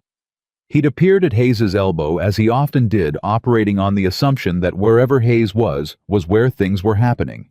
He was not wrong. "Ask me in 6 weeks," she said, "at the quarterly review." "But you think it worked?" Cooper said. She looked at him. At his 19-year-old face, open and direct, waiting for her answer, with the uncomplicated confidence of someone who has already decided she knows what she's doing and just wants confirmation. She thought about what it meant that he was asking her, that all of them for 7 weeks had been looking to her for the answer. "Yes," she said. "I think it worked. I think it—" The drive home was quiet. The children asleep in the wagon bed before they'd been on the road 20 minutes. Rose collapsed against Thomas. Samuel curled with his healed wrist tucked under his chin. Lily with her head on Hayes's arm, which Hayes bore with the patience of a man who has decided this is fine and will not be making a fuss about it. The Montana dark was absolute around them, full of cold and stars, and the horses moved steadily on the road they knew, and Evelyn sat beside Nathaniel on the bench with the quiet of the night around them and the warmth of his arm along her arm on the seat. "I've been thinking about what you said," Nathaniel said after a while. His voice was low, not to wake the children. "About Thomas Sr. coming through every door." She waited. "I want you to know." He paused, choosing carefully the way he did. "I'm not trying to replace him. I know that's not what this is. I know there isn't a replacing." He looked at the road ahead. "I just want to be here, whatever here means, in whatever way you need it to mean." She looked at him. At his profile in the dark, the strong, tired, honest face of a man who had lost his own person and rebuilt himself around the empty space, and was now cautiously and with some difficulty choosing to stop doing that. "That's enough," she said. "That's more than enough." He nodded. They rode in quiet for the rest of the way home. The quarterly review happened on a Tuesday in late February. Whitaker arrived at 9 in the morning, and this time there was no surprise in his visit. Evelyn had known it was coming for 6 weeks and had prepared for it, with the focused, specific attention she brought to everything that mattered. The bunkhouse was the same, the men were the same, the kitchen was better than it had ever been, and the operational numbers that Nathaniel put in front of Whitaker were by any reasonable measure the numbers of a ranch that had turned a corner. Silas Dent had sent one more letter to Whitaker's office. She knew because Nathaniel had shown it to her, which was the kind of thing he did now brought her, the things that were hard. The way you brought things to someone you trusted with hard things. The letter had been specific and pointed, and had made its case with the particular skill of a man who knew how to construct a damaging narrative. Whitaker had arrived anyway. She understood when he walked in that Tuesday morning that the social had worked. Not because of anything he said, Whitaker didn't say much in the way of preamble, but because of the quality of his arrival, which was different from the last time. He'd come last time with the posture of a man making a final assessment. He came this time with the posture of a man honoring a commitment he'd already made in his own mind. The dinner that night was quieter than the first one. No fire, no crisis, no desperate demonstration. Just a table of men eating well, talking the way they talked now, and Whitaker at the table with a plate of food in front of him and the unhurried expression of a man who was not looking for a reason to leave. After dinner, he sat with Nathaniel for 2 hours. Evelyn was in the kitchen when Nathaniel came to find her at close to 10. He stood in the doorway. She looked at his face. "He's staying in," Nathaniel said. She exhaled, one clean breath. He indicated that he may be able to bring in additional investment. A second party. Someone he works with in Denver. He paused. "He wants to talk more in the spring." She looked at him. "That's more than we needed." "Yes," he said. He came into the kitchen, stood at the work table, looked at her across the clean, organized space of it, the kitchen she had built out of chaos that had become the center of something she was still understanding the full shape of. "Evelyn." She waited. "There's something I want to ask you," he said. "And I want to ask it now, not because of Whitaker, not because of Dent, not because of the ranch or the investment or any of that." He held her gaze with the steady, uncertain honesty of a man who has decided that what he is about to say is more important than being protected from its answer. "I want to ask it because it's what I should have been working toward from the first morning you sat down across from me at this table." The kitchen was very still. "Marry me," he said. Not a performance, not a carefully constructed sentence. Just 2 words direct as weather carrying everything they needed to carry. She looked at him. She thought about a cracked wagon wheel and 4 hungry children and a newspaper clipping she'd been carrying for 3 weeks. She thought about Thomas Sr., who would have looked at this man. She was certain of it. She was as certain of it as anything, and found him worth knowing. She thought about Rose saying, "This is ours," and Thomas's jaw setting the way his father's set, and Samuel asking if he could help Cooper when his wrist healed, and Lily at the kitchen window saying the coffee is always ready by the time you ask. She thought about a gate that needed opening, and a kitchen that needed someone who cared, and a ranch that had forgotten it was alive.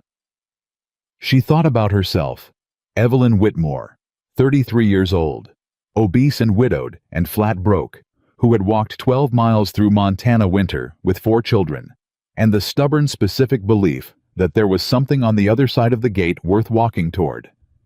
She had been right. "Yes," she said.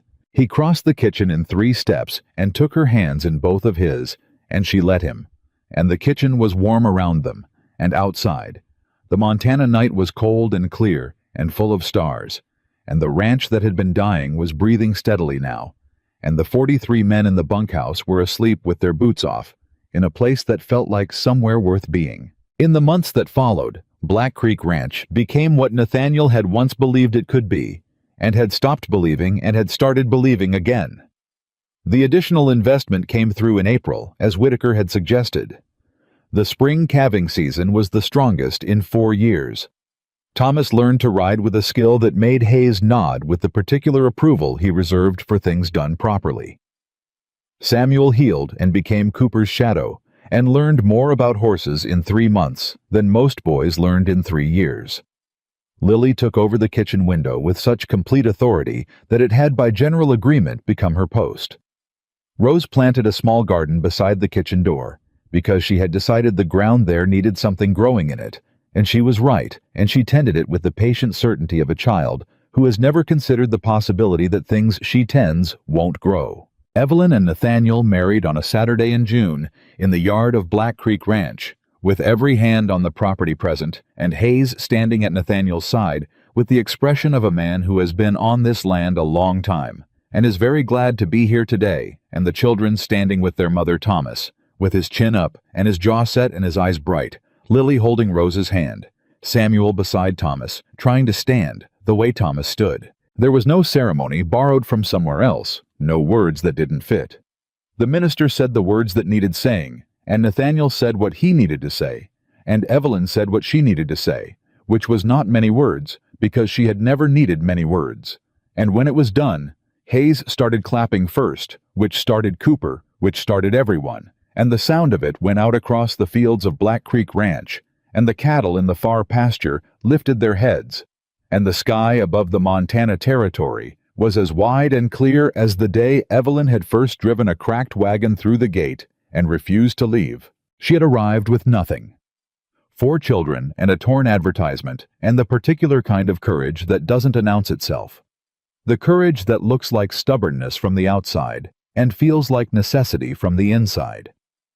She had arrived at the darkest hour of a place that had forgotten how to be alive, and she had not fixed it with grand gestures or dramatic interventions. She had fixed it the way things are always fixed, one morning at a time, one meal at a time, one honest conversation at a time, by caring about it consistently and refusing to stop. The woman everyone had counted out became the reason the count was right. And the ranch that had been dying became in the hands of 2 people who had each lost everything and chosen to build again. The kind of place that lasted, not because the land was rich, or the cattle were plentiful, or the investors stayed in, but because the people on it had decided it was worth staying for. That was the thing about Black Creek Ranch that people in the Montana Territory talked about for years, long after the original story had become something told at tables and around fires and passed from person to person the way true things get passed. It wasn't the cattle. It wasn't the land. It was the kitchen light. How it was always on before anyone else was up. How it had been dark for years, and then one December afternoon, a woman came through the gate and lit it, and it never went dark again.